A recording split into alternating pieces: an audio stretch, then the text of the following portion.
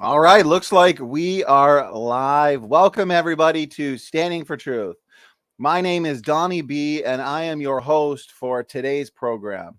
This is day 2, session 3. And Matt, that's looking good, brother. I feel ya. So this is going to be a presentation with Matt N from Standing for Truth Ministries. And Matt will be doing a highly comprehensive presentation titled Genesis Genetics. I am pumped for this. I've had some sneak previews over the last couple months into this presentation, and I can say you are all in for a treat today. We are going to be having some novel arguments, some novel testable predictions, and it is safe to say that evolution will be dismantled tonight. But not only will evolution be dismantled, the biblical creation model will be emphasized strongly.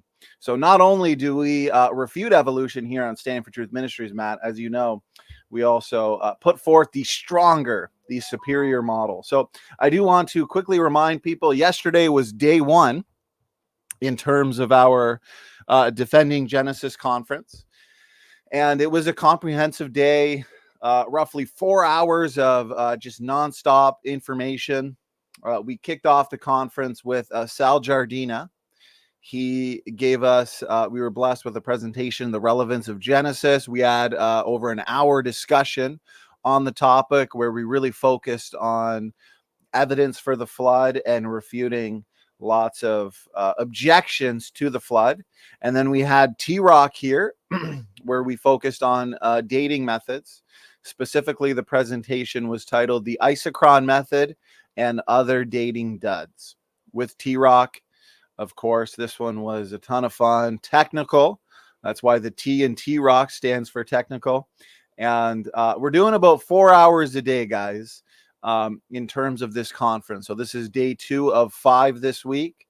And, we're starting off the day with Matt N, focusing on Genesis genetics. Then we'll be back here after Matt's presentation for day 2, session 4 with CJ Cox, and he will be countering compromise. So what we're doing in terms of the format for this specific show is Matt is going to be giving a presentation, and he's going to take as long as he wants. He's got a lot to cover. He's going to make sure he gets through it all.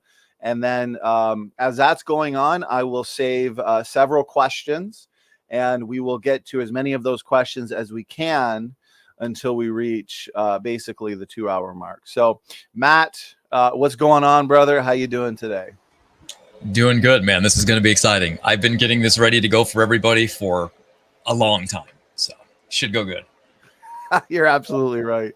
Okay, man. Well, I'm pumped. The audience is pumped. So let's kind of get right into it. Let's get right into the fun, Matt. I am going to give you the floor, brother, and have some fun, but not too much fun. All right. All right, everybody. Here we go.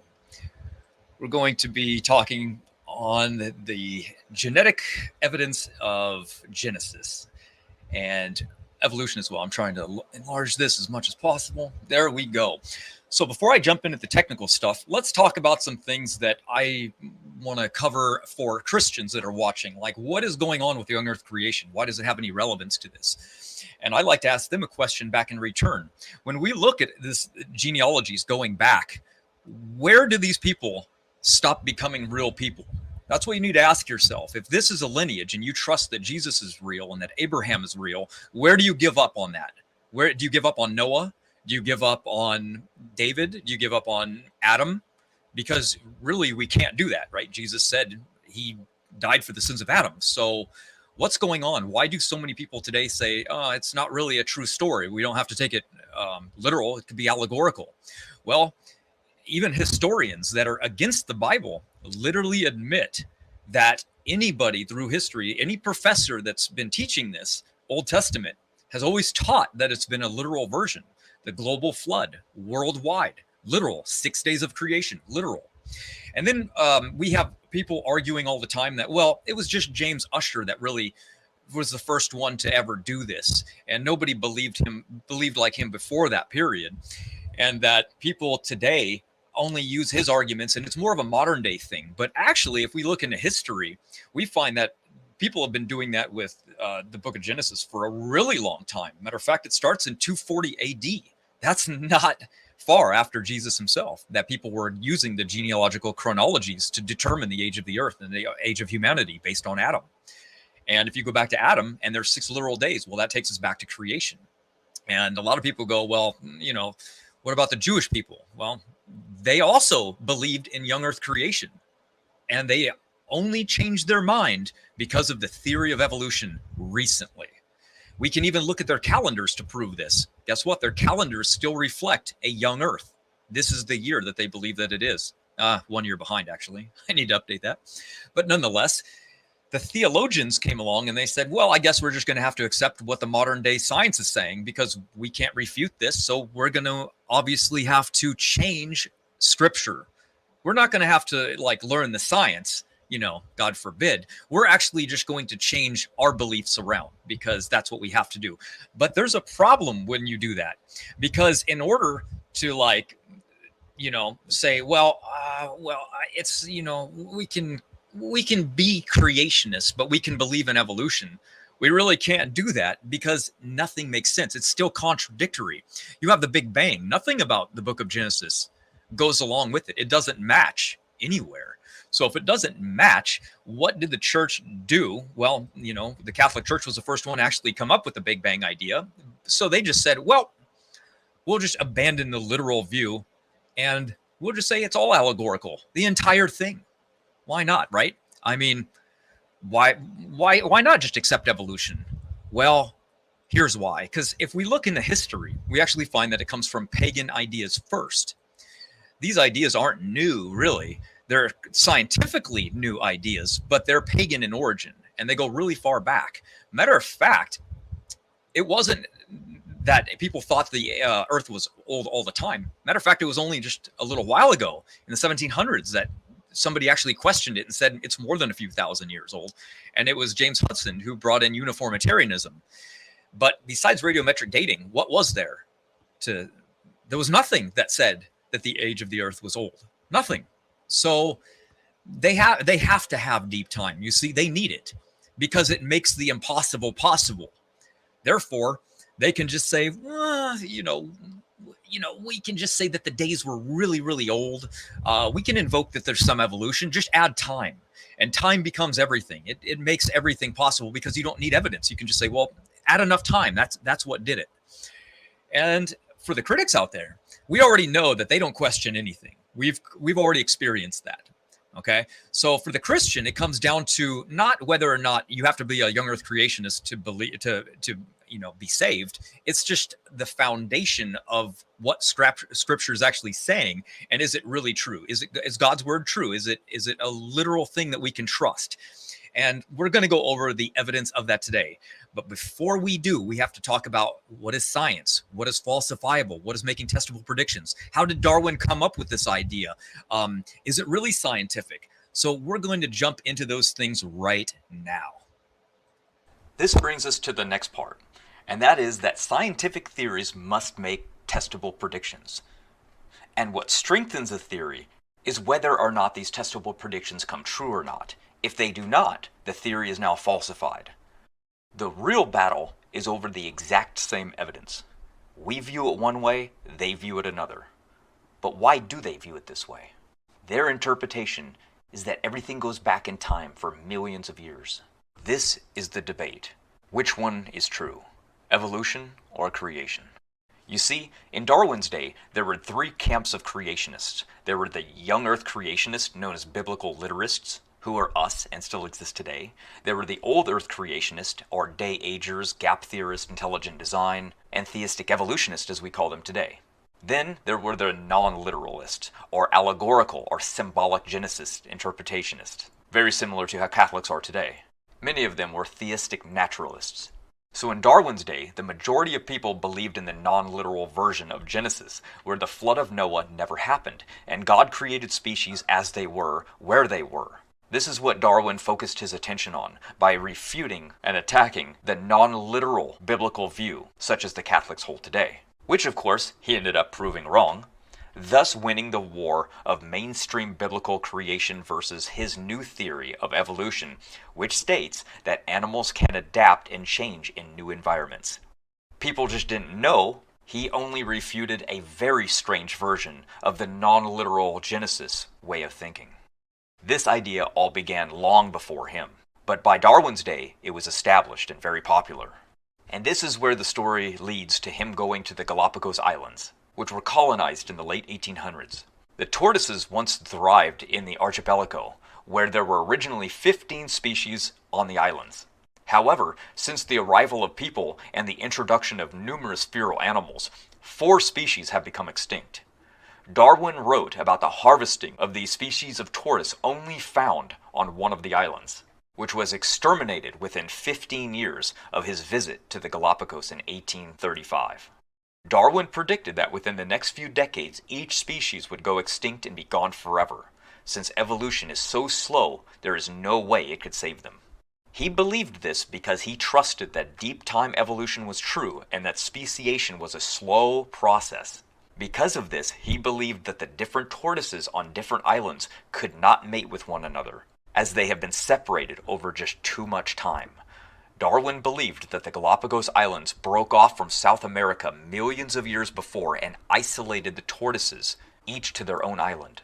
What do we know today? Well, recent genetic research has shown us that the tortoises are related to one another and can still breed with one another. And what he thought was extinct was not extinct. And that the species he thought were completely extinct actually were still living on today, and their genetics were mixed in with the other ancestry. Today, there are 13 tortoise species in the Galapagos, with more hybrids being discovered all the time. Darwin's predictions based on deep time evolution being true failed yet again.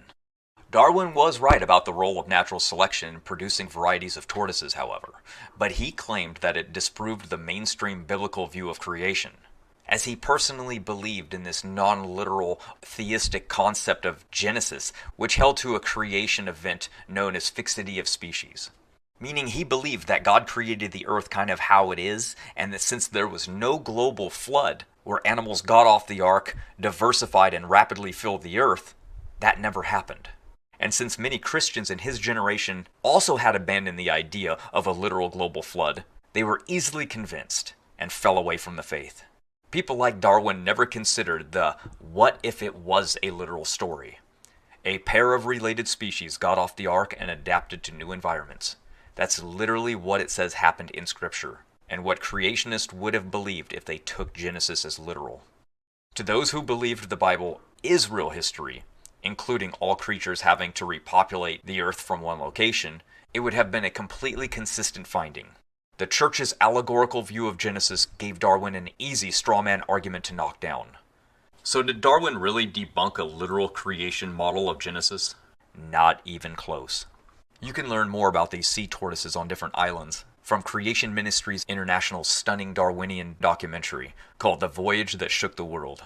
We view things very differently than the evolutionist. We talk about rapid adaptation to environments. There's recombination, gene conversion, chromosome fusions, and epigenetic adaptation. These and possible mutations which can inhibit genes influence the tortoises and why they look different from island to island, but are yet all recently related to one another. And if deep time was true, the evolutionists would be right, and they would not be able to mate with one another. And their genetics would show massive amounts of genetic dissimilarity. And yet, what do we find within related species worldwide? Genetic similarity, the exact opposite of what was expected to be found, which led evolutionists to make another retrodiction that a global bottleneck must have happened in the past, completely contradictory to what they had said earlier. And here's an image of one of the oldest tortoise fossils on Earth, hardly any difference from those alive today. But a lot of people ask, Darwin was a pioneer. And yes, he was wrong on things, but he got the most important thing of all right, which is natural selection. And that's true, isn't it? Well, I have bad news for you on that front as well, because he plagiarized that from other people. That's right. Darwin plagiarized it mostly from Edward Blyth, which was a biblical creationist. And we know Darwin stole his ideas because they had communications with one another, And Darwin not only took use of his ideas and work, but even special words that had never been used before, that were invented by Blythe to describe things, now made it into Darwin's book.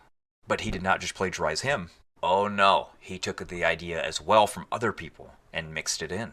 This study, which was done at Trent University, discovered that without Patrick Matthew, The Origin of Species would have never been written. For Darwin took his ideas and also retrofitted them in, expanding on Edward Blythe.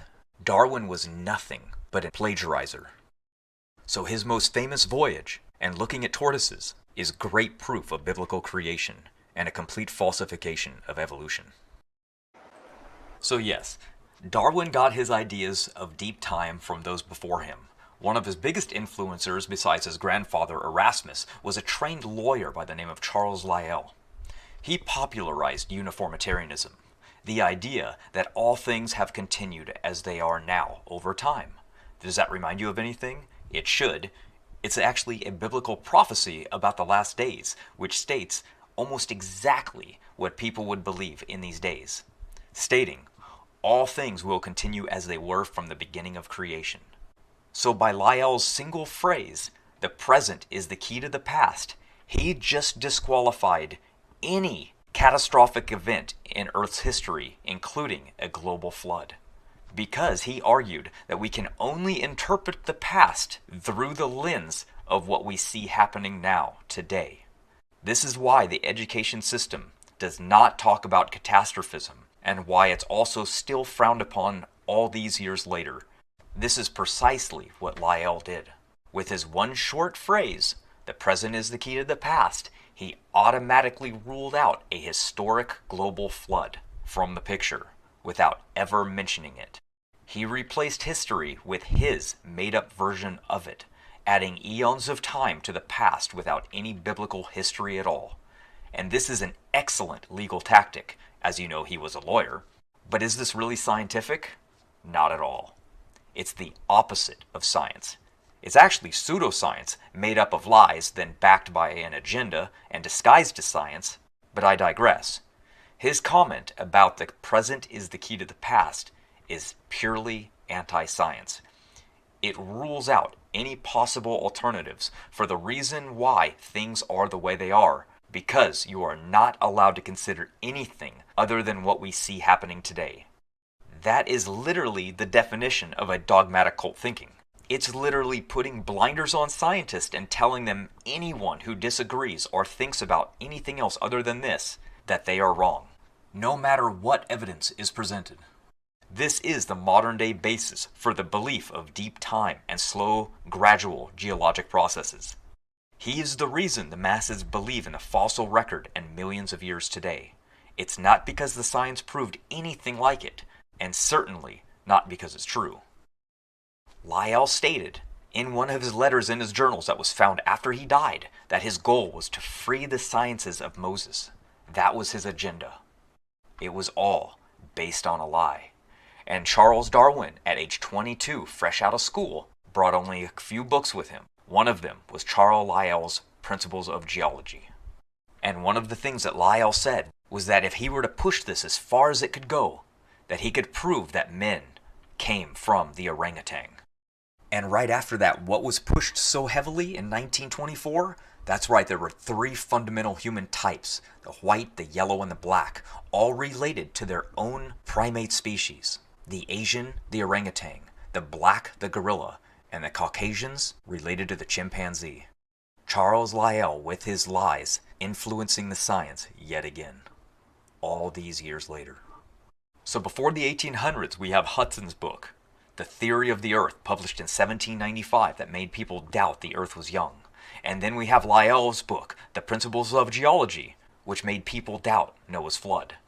And then we have Darwin's book, The Origin of Species, which attacked a straw man argument of the fixity of species that was believed by people that did not even believe the biblical creation story was true.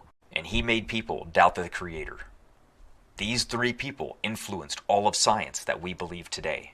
And Charles Darwin is related to the Rockefellers. And today, they fund the public school education system. And they are notorious for saying that they do not want a nation of thinkers. They want a nation of workers. And they know that the people will believe whatever the media tells them to believe. And evolution is pumped out to kids and adults on a constant rate. And they admit that even if all of the data pointed to an intelligent designer, such a hypothesis is excluded from science because it's not naturalistic. So when you're not looking for something, you will never find it, and then they'll claim that there's no evidence for it. Let that sink in. Another problem that we have is atheistic evolutionists today have incentive for doing what they're doing.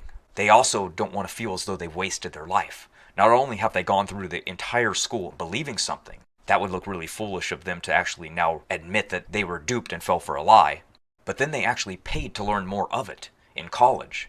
So that's money down the drain. So not only do they have time and money invested into this, but then they start teaching others. Then they have to admit to those others what they taught them was a foolish lie as well. That puts them in the sunk cost fallacy. It's the phenomenon whereby a person is reluctant to abandon their strategy or course of action because they have already invested heavily into it, even when it's clear that they should abandon it because it would be more beneficial to them. They just cannot do it. All right. As you guys can tell, I had prepared that earlier because I didn't know how much time I would have. I didn't know if everything would work good, and I at least wanted to get some of my presentation going. So I will be sharing screen constantly, and I'm going to be putting up visuals. I might not completely talk about everything that's in the visual, but I just want everyone to at least have a screenshot of what I'm talking about in case they want to use it for themselves later. So these are the subjects that we're going to at least try to cover today. This is my intent anyway.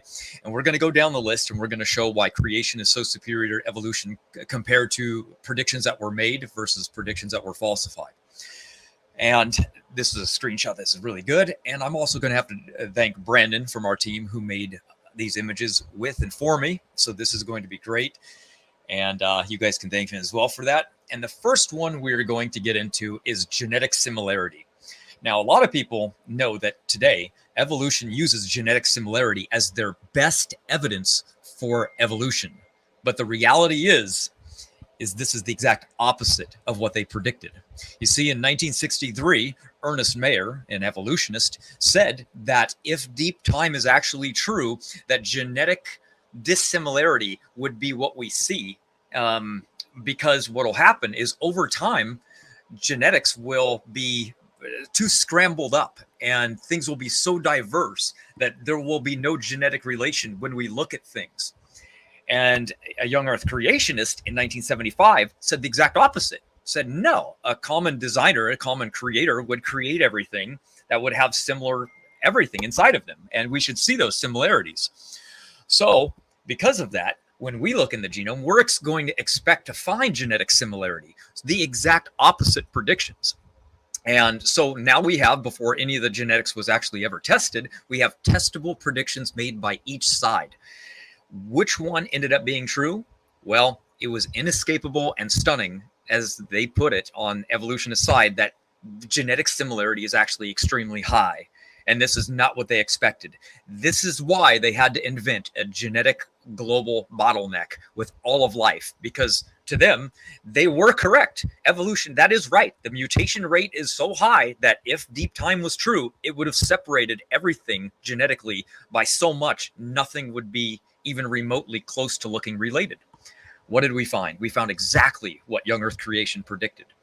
And our model, as you guys know on this channel, if you're new here, you're going to learn that our model predicts that we share genetic similarity based on function. What do we know today? Well, guess what? Genes are now being predicted based on their function when we look at sequences. So when we read a sequence inside the DNA, we can go, oh, look, that's a telomere. Oh, look, there's another sequence. What one's that? Oh, that looks more like it's satellite DNA. Oh, look at this one. That one's unique. What does that go to? Oh, it's a different part of the genome altogether. It's an orphan gene.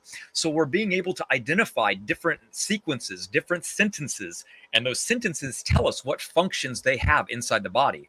So now, why do we share genetic similarity with something that a young earth creationist would say we're not related to? Because when we look at these things, we see a high number, right? It's like, whoa, 98%. That's pretty odd. So what would happen if we looked at the phylogenetic inheritance showing genetic relation? Okay, we got humans related, we get Neanderthals, and then all of a sudden we jump down into chimpanzees and then gorillas and then a pig for some reason and then an orangutan, right? It's like, what in the world? Pig before that one? That's interesting. So what's going on? Like, why do we have this? It's like, why would a pig be in there? And how come they have so much genetic similarity? Are we related to pigs more than we are the orangutan and the pongo? Because when we look at that, we see that is true. The orangutan is about the same as the pig. So therefore, they try to strengthen this argument by going, well, that's true. You know, we do share genetic similarity, but we got to look at homology as well. So therefore, this is what they say. You know what? I never noticed this, but my pet bat has the same number of fingers as my pet alligator. Isn't that a quinky dink?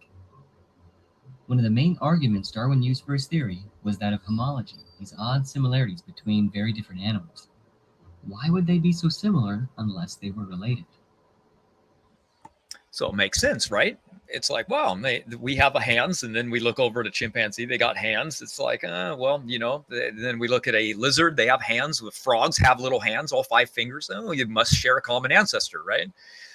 But, you know, we started the genetic evidence started conflicting with what the evolutionists were looking at when they started comparing the molecular analysis with the physiological evidence. Right? They noticed that there was a flaw when they looked at the orangutans. They go, why? It's like, why? They were noticing that the homology structure was different than the molecular data. And they got upset about this. They said there is no theory holding that molecular similarity necessarily implies an evolutionary relationship. It's like, wait, what? That's all you guys are saying is the best evidence for it. So they're implying that homology is actually better. So the molecular data that contradicts the idea of genetic similarity denotes relation is often dismissed. So they're saying like, okay, well, homology seems to line up better, but we're going to get rid of that because genetic similarity is better evidence for us.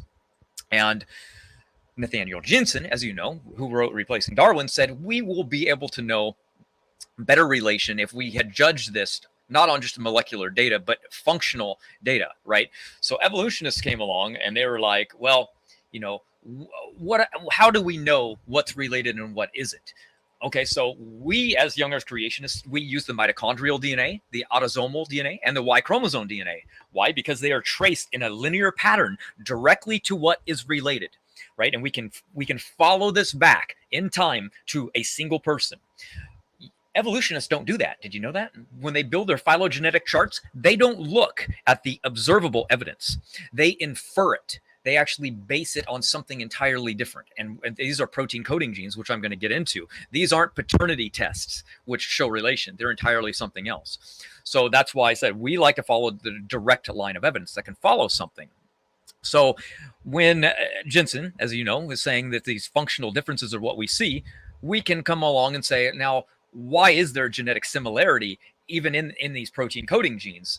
Well, because we view function as something different. If we line up cytochrome C, which is something that they like doing, which is a protein coding gene, and they go, look, we can now build the phylogenetic charts using this area of the genome, this protein coding gene. This is really good. So now they build their chart. Well, they can't actually compare it to other parts of the genome by comparing something like cytochrome C because it builds entirely different charts. So they have to narrow down and cherry pick and look at particular types of data sets and ignore everything else. As where we can just take the data that comes from what we know to be true following the direct lineages, and we know that there is no phylogenetic chart at all. And we base this on function. That's why we share some protein coding sequences with other things.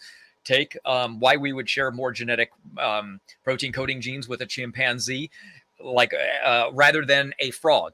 It's because of how we also grow our hands, right? A human hand looks like a web. And as we mature in the womb, that web disappears between the fingers. So this is a functional role of that protein coding gene determining how we are built. So it's a function based on not only what the structure looks like, but how that structure forms. It's a functional difference. As where a frog, they grow their fingers out from the base, out from the root. So therefore, now we have reason on why these functional differences exist and why they make any type of pattern at all. And also why they refute one another and why they stick to that. And here's another short clip. I'll give you another example to break up the monotony of just listening to me. If you look at different creatures' DNA, the rule of thumb is the more similar, the more closely related, and vice versa. Biologists expected to see a gradual branching path of DNA mutations from species to species, and they did find some success. Take, for instance, this little guy. He's a gene called cytochrome C. You can find a version of him in such places as your handsome or beautiful self, chimpanzees, dogs, moths, even yeast. He's one of the most commonly sequenced portions of DNA, so it's a great test case to see if the similarities hold up and point toward common ancestry. So, if we compare your cute little cytochrome C to this ugly, hairy chimpanzee cytochrome C, they look exactly alike. Weird. With dogs, there's about 90% similarity, moths about 2/3 similar, and yeast only about half similarity. Wow, just what we'd expect. These results must be really strong evidence of common ancestry. Whoa, no, who let you in here? Shoo, get out of here. Meet cytochrome B. He's a lot like C, except he likes to throw monkey wrenches into Darwin's expectations. He's just one example of many. If Darwinism is true, we should be able to construct a reasonably consistent family tree, pretty much no matter what genes we compare. But that's far from the case. In reality, using genes like cytochrome C as evidence for common ancestry is just a good example of molecular cherry picking. Depending on what genes are used, biologists will come up with wildly different ancestry and contradictory trees of life. Comparing different animals' cytochrome B genes, scientists found cats and whales cavorting in the primate club, kicking poor little cute little tarsiers out into the cold, frogs and birds and fish carrying on together in their own strange little group, and even sea urchins masquerading as chordates. It's madness! So, as you can see, they can only build their phylogenetic trees and their charts if they choose to only look at one particular region. They can't compare other things with it because it destroys the rest of the trees. They can't make any phylogenetic tree of evolution because they all contradict one another. That's because it is not true. So when we look at, for example, superoxide dismutase, another metabolic enzyme, and we compare it to another protein inside the human body, another dissimilarity shows. They don't coalesce. They don't link together. That's why a lot of these college books like Tree Thinking and Evolution 101, which are college books, don't even attempt to try to show any common ancestor to anything. They said our knowledge of molecular processes is not good enough to definitively rule out independent origins. As a creationist, that's exactly what we would expect, right? But they admit that in their books because they know that they can't prove anything, because every time they try to look at a particular region, it shuts the other prediction down. It disassociates it. It's not true. That's why they can't build it. So what do? We take the observable data, the Y chromosome, the autosomal, and the mtDNA, and we track this back directly in a line of what we know and what we can see. They infer it. They take a protein coding gene, they take one section out of it, and then they build a chart based on that as much as they can on their perception of what they believe the evolutionary tree should look like. Of course, there's even discrepancies looking at cytochrome C, but it's the best they can get. That's why they ignore the other data. So, like I said, I'm going to be putting pictures up. You guys can have screenshots of whatever you like. I might not cover all of them, but I made them anyway. And I made a book to go along with this, so anybody can later follow along or get the book just to pass out, things like that.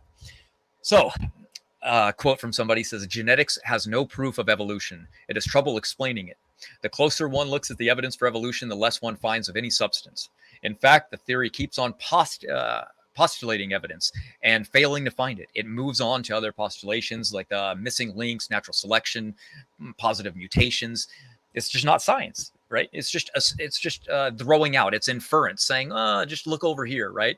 But what do we know? We know that when it comes to predictions, that's what makes a theory strong, and that's what falsifies another theory. This shows the strength that the best evidence for evolution is literally what we predicted, and they U-turned it, they wheeled it, they changed it, and made it evidence for them when it's not. So never let anybody ever tell you that the best evidence for evolution is genetic similarity, because it's cherry-picked nonsense, lies, and the genetic evidence that does show any type of relation, like why do we have even some type of resemblance to it at all, just shows that a common designer, because it's based on function. So it is the reason that we would see something, and it was not predicted at all by evolution.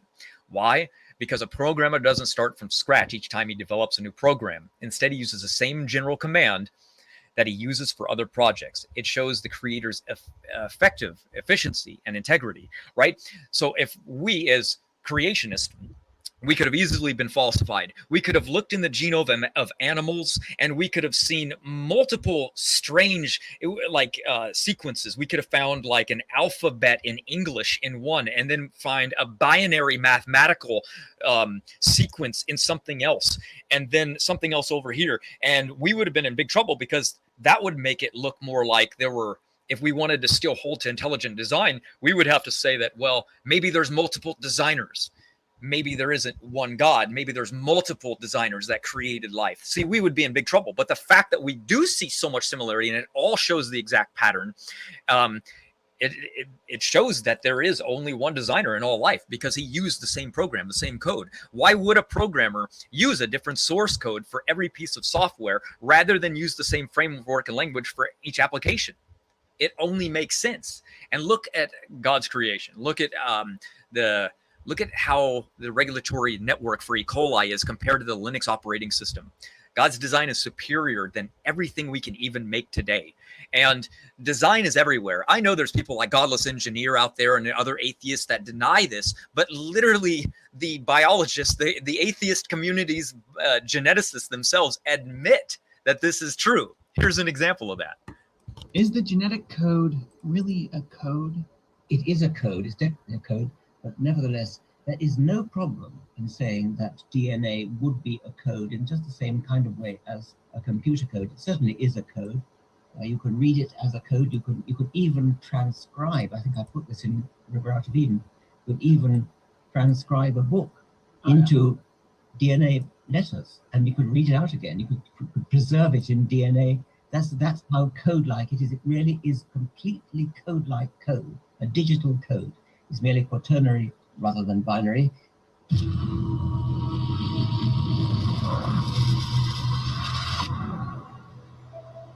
We've shown that DNA is actually the software of life.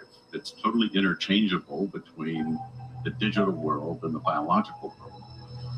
The DNA code itself is so digital, is so almost exactly like a computer tape. Scientists have come to the amazing conclusion that our bodies contain digital code. In fact, Bill Gates, the founder of Microsoft, tweeted, "DNA is more advanced than any software ever created." Think about it. A program or code is written by someone very smart. The more complex the code, the more intelligent the author has to be. So here's the question. If our DNA code is more complex than any man-made software, where did it come from? Is it possible it was authored without an author, programmed without a program? Materialists think so, through neo-Darwinism, the modern version of Darwinian evolution. So yeah, when we look at the language of life that we see inside the human body, we see a language, a hierarchical pattern that describes a literal code, and it's everywhere. When we look at, they even use actually linguistic rules when we talk about genes. We talk about transcription. There's editase when we edit a gene. It's everywhere around us. So the evolutionists, they have a lot of problems because they want to ignore this type of data and just say, it's all by chance. Well, you can believe that all you want, but this is why Scripture made it very clear and very simple that God gave us creation so that we would know that there is a creator, so that no one is without excuse. So it's very, very simple. And when we go into the molecular data, and we look at different forms of life, and we're trying to build this hypothetical imaginary tree of life, there's inconsistencies because they're trying to use different forms of evidence to build and construct their phylogenetic trees. And one of those things is homology. But when we look at molecular data, it would show that rhinos are actually closer to hedgehogs than they are to elephants, which are obviously look much more similar. So they have to invent things like convergent evolution. And convergent evolution is when things cross pattern, then they gather the same type of physical appearance and look, even though they're not related. They came to the conclusion that they got this way through convergent evolution over time. That's why a shark and a dolphin would have the same fins, for example. So how did eyes evolve?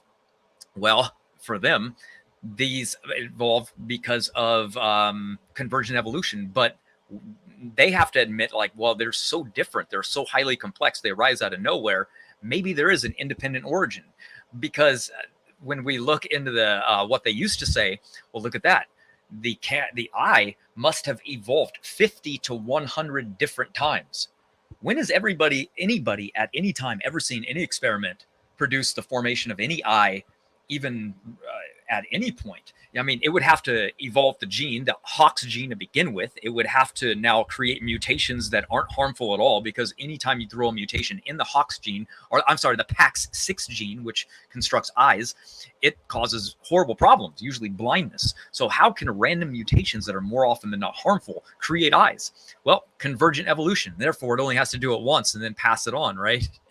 How about bats and dolphins? Did you know that they say they're related? That's right, convergent evolution, because they have similarities, because they have lived similar lives. What are they talking about? How do bats and dolphins have similar lives? They don't have any similar life at all. They live in like literally the exact opposite conditions. One lives only in the water, the other one lives only in land. How in the world can they say that they share similarities because of their environment? They don't share the same environment. How about milk? Like, they know that mammals like cats and dogs, they produce milk, right? But did you know there's also ants that produce milk? That doesn't make any sense, right? No big deal for the evolution, right? Just throw in convergent evolution, right? It's no big deal. Makes no sense, right? It's just a rescue device. It's there to throw in things that don't make any sense. How about the baculum bone that's in all primates, but they say, wait a minute, humans are apes too. Oh yeah, well, we're missing that bone. Where is that in the fossil record? Just showing like, oh man, we just lost this vital reproductive bone and then grew an entirely new organ. Where's the evidence for that? There is none. How about flight?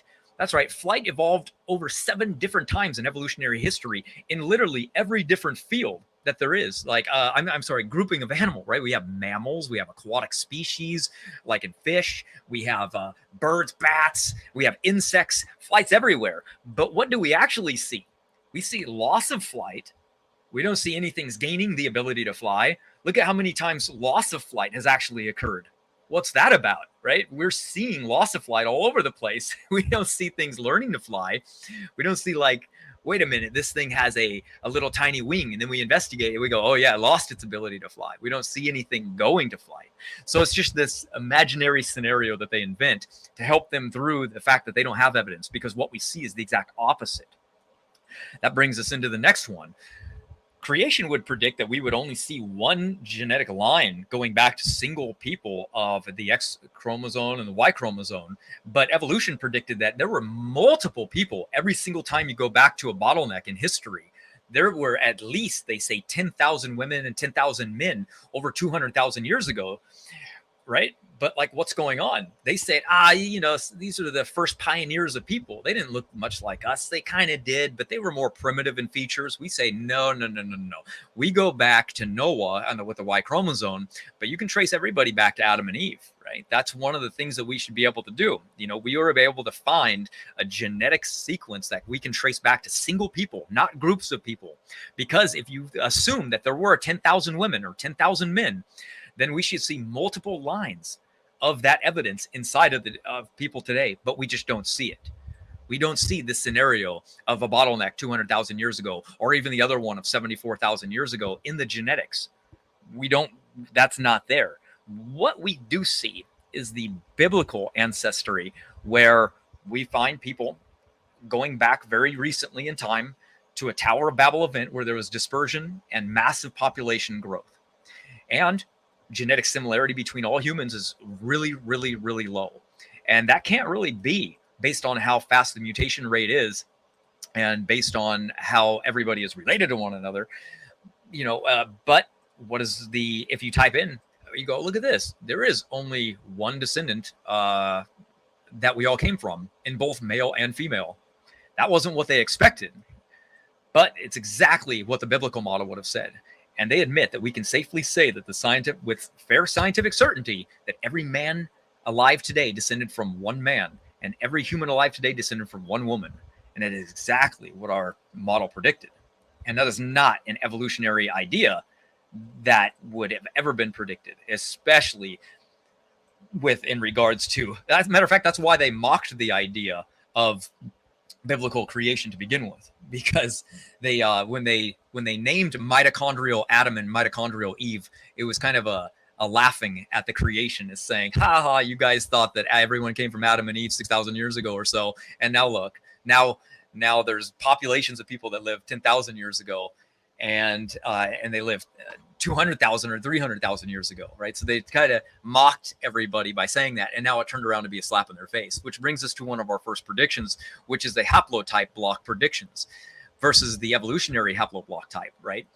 Dr. Nathaniel Jensen would say that, we came along and we would say that the first haplotype people, Adam and Eve, would have had blocks the size of the entire chromosomes, right? Evolution would have never said that. So what do we see when we look inside of people today? Those balloons are going to represent haplogroups, okay? Now, we see different haplogroups, but a lot of people don't know why or when or how they got there or how they formed. So what we're going to do is we're going to look over at Adam's perfect genome, which was mutation-free. And the very next generation that came over with one mutation, got handed down, right? And then over time, another mutation, and another mutation occurred. So when this happens to a population, if we don't see very many mutations between people, they go back in ancestry not very far. But if we see more mutations in people, we can trace them further back in time. That means when we look at the populations of the world today, we can actually see that we can trace lineages back all the way to a single group of people. So that's how we determine what a haplogroup is. We look for markers and we go, oh, this group of people have one type of mutation that other groups don't have. So we can name them or letter them, whatever you want to call it. And now we have haplogroups. And those haplogroups form. And now we can say, interesting. So if we assume then that Adam and Eve had complete haplogroups, that entire size, how fast would the recombination rate be to break down these blocks into smaller and smaller ones?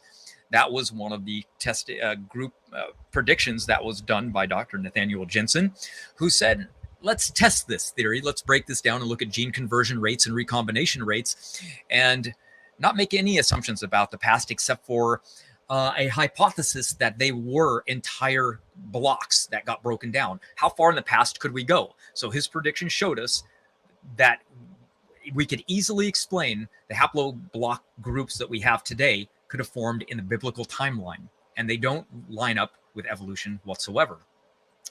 So then, how is that possible? Well, gene conversion breaks up linkage blocks. And we know that when we're looking at populations and groups of people, this is a genetic drift indicator right here, showing a population size and how many generations. Look at this. If you have a smaller group of generation of people, fixation is reached really, really fast. Some are lost and others reach fixation quickly.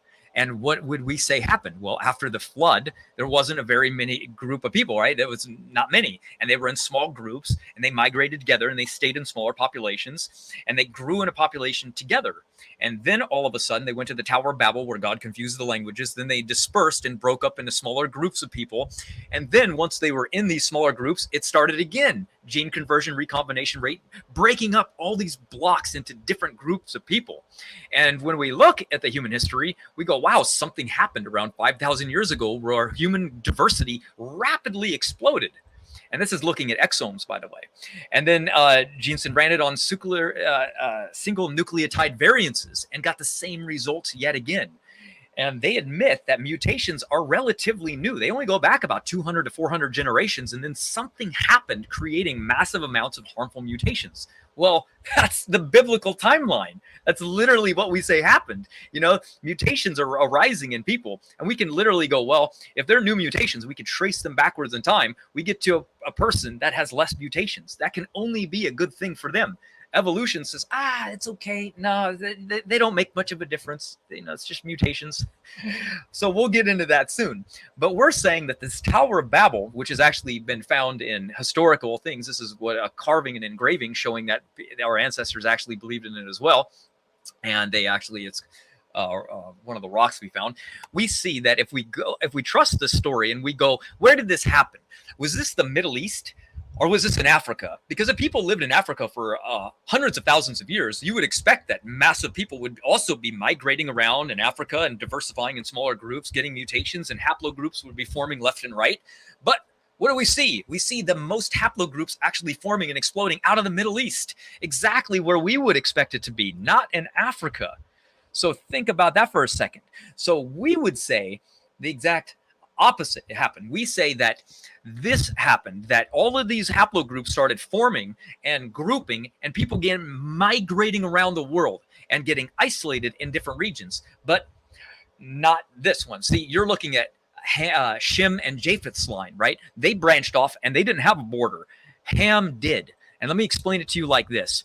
The Tower of Babel is where all of the people were together at once. The languages got confused, and each son got handed down a inherited land. Ham's line got Africa. So they went into Africa from the Tower of Babel, and something unique happened. The Sahara Desert started to form, and it grew rapidly. And so as it grew rapidly, it pushed Ham's generations, or Ham's genealogies, deeper into Africa, and they became isolated and trapped. What would this do to genetic inheritance? Well, it now makes them so they can't mix with other people. So now they have smaller groups of people living in Africa. And these smaller groups of people are now stuck there with less genetic diversity than they would have had. And now all of a sudden, these groups of people have smaller population tribes. They're mutating faster because they're living in the tropical regions. They're living in smaller populations. They have faster rates of recombination. And all of a sudden, they're generating mutations at a faster rate. So it makes them look different than the other groups that are now able to intermingle with one another and diversify and go across the entire world and populate everything. That couldn't happen for Ham's line. They were stuck. They were trapped. And when we look back in history, what do we notice? Evolution tells us, well, if you go back into the past, humans came out of that bottleneck 200 to 300,000 years ago. It's like, okay, well, that would mean that humans lived for 100. Let's give them the benefit of the doubt here and just say it was 200,000 years ago. That means they lived for 195,000 years worldwide after, because out of Africa happened after this, everywhere they lived, and they waited 195,000 years before they all started doing exactly the same thing everywhere. Human history starts being recorded about 5,000 years ago. All of history. What do we see? Civilizations rise 5,000 years ago. Writing systems between every group 5,000 years ago. How about mathematics? They say, oh, around the same time. Mathematics, we could trace it right back to one group of people. Boom. How about magnetic decay? Oh, same thing. Not very young. How about the oldest trees on Earth? Trees don't die. We have trees that are just, they think they're organisms that never perish. But yet the oldest trees in the world go right back to the flood. How come there isn't one 10,000 years old? That would easily refute us. The only time they can ever get those dates is because they might use something other than dendrochronology, where they're testing the actual rings of the tree. They have to infer it based on something else, because the obvious answer is it's not old. We have helium diffusion rates. Goes right back to the same timeline. How about the oldest desert in the world, the Sahara, what we just talked about? Well, guess what? That formed very, very quickly. They didn't expect that. And it formed fast, not very long ago. Oh, it went from green to a desert in a flash, exactly like we would assume it did. It went from lush to desert. How about genealogies? We can trace genealogies, and some of them are ancient. This is one in the British Museum. This one traces British kings that have an unbroken line of chain of evidence going all the way back to Noah himself. Then we look at flood legends around the world. That's amazing how much they even still have in common. Has anybody ever played the game of telephone when they were in school? That original story hardly makes it around the classroom without being totally distorted. So by the mere fact that they have flood traditions that even hold any resemblance at all is still amazing after this amount of time. But here comes another logical question then. If all people started out in the same place and knew the same type of the same type of thing. They had the same building construction. Would that mean that they would take this knowledge with them? Because obviously they wouldn't take the same language. They lost that language. But one thing they wouldn't lose is the ability to how to construct something. And when we go to different places in the world, on the entire opposite continents even, we find that there are pyramids, there are construction zones that are all based on one particular thing, mathematics. And that mathematics is always the same, meaning it matches. And I'll show you exactly what I mean in this short clip that I got for you. The diameter of the drop of water on a waterproof surface, like granite or alabaster, is constant. It measures 1 centimeter. They named this small unit the royal finger. 10 drops of water or 10 royal fingers equals 1 royal hand. 100 drops of water, so 100 royal fingers or 10 royal hands, equals 1 royal leg. Centuries later, these discoveries were taken out of secret coffers and renamed. The royal finger was called the centimeter, the royal hand the decimeter, and the royal leg the meter. They were presented as recent discoveries, and the French appropriated them, made in France. The diameter of the drop of fresh water measures what is now called 1 centimeter. Water is a universal constant. The size of the drop of fresh water will never change for thousands and millions of years. Yes, the universal unit, the meter, was not invented in 1780. So quite interesting, right? How in the world could we have a mathematical situation where all people around the world know the exact same type of measurement?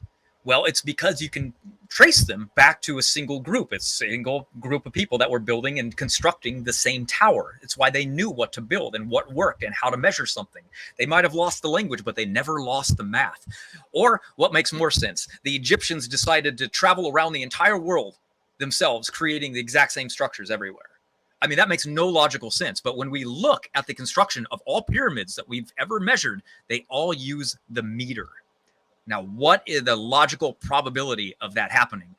I wouldn't want to defend that argument if I were you. So anytime there's a discrepancy and we find modern man outside of Africa, they just go, uh-oh, we just need to chalk it up to a primitive man, right? They found handprints that were discovered in Tibet. And, that's not in Africa. They're 300,000 years old, according to geology, right?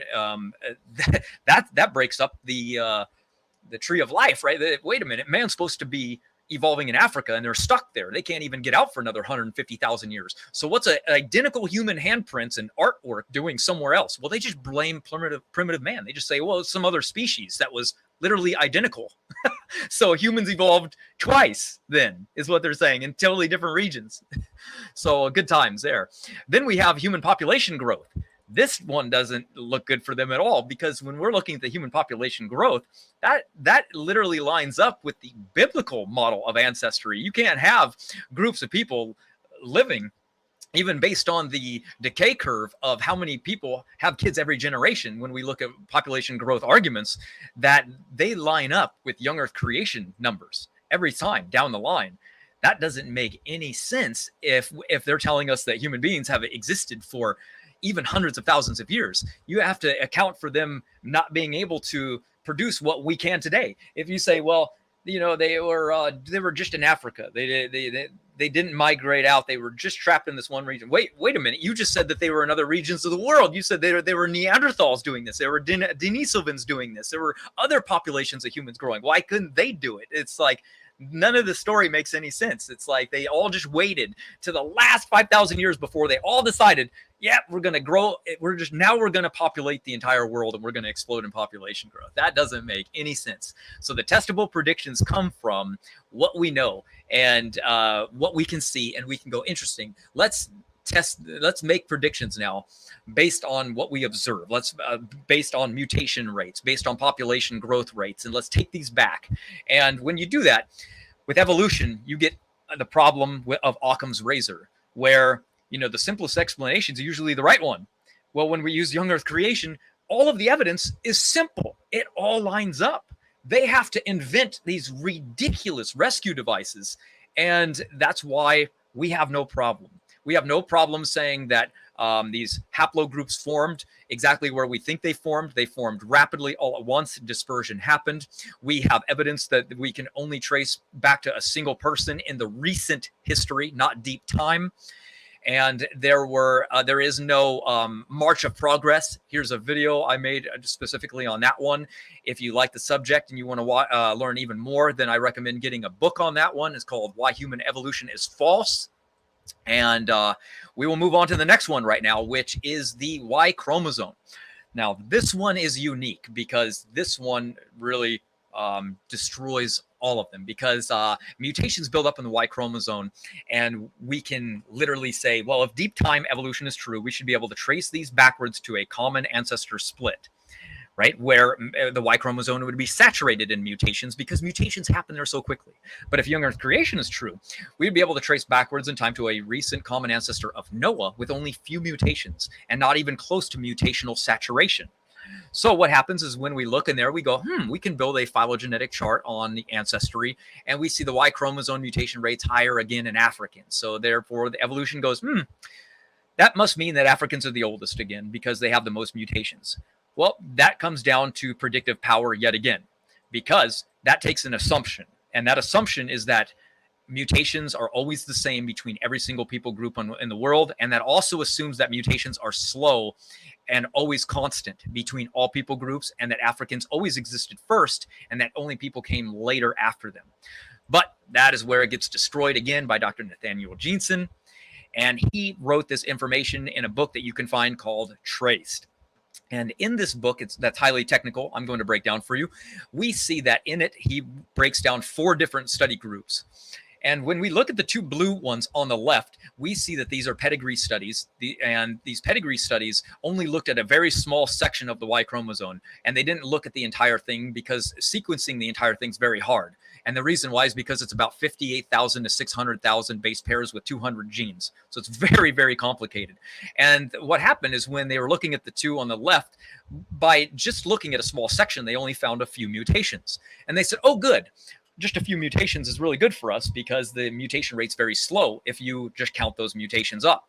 And therefore, we can get very old dates. And therefore, they plastered everywhere that humans must go back hundreds of thousands of years because the mutation rate is slow there. But then somebody decided to sequence the entire thing. And this is really good because once they sequenced the entire Y chromosome, the exact opposite evidence came in with a mutation rate more than double of what they had expected it to be, because they didn't expect other mutations to be in the other regions of the Y chromosome. And the reason they didn't expect it to be there is because in mitochondria and in other parts of the genome, mutations occur in what are called hotspots. And so they gather there, for example, in the D loop of the mitochondria. So therefore, when they found mutations in the Y chromosome in one little region, they said, oh, they must not be occurring in another region. So it makes kind of logical sense, but it wasn't for sure. Nobody had ever tested the entire thing.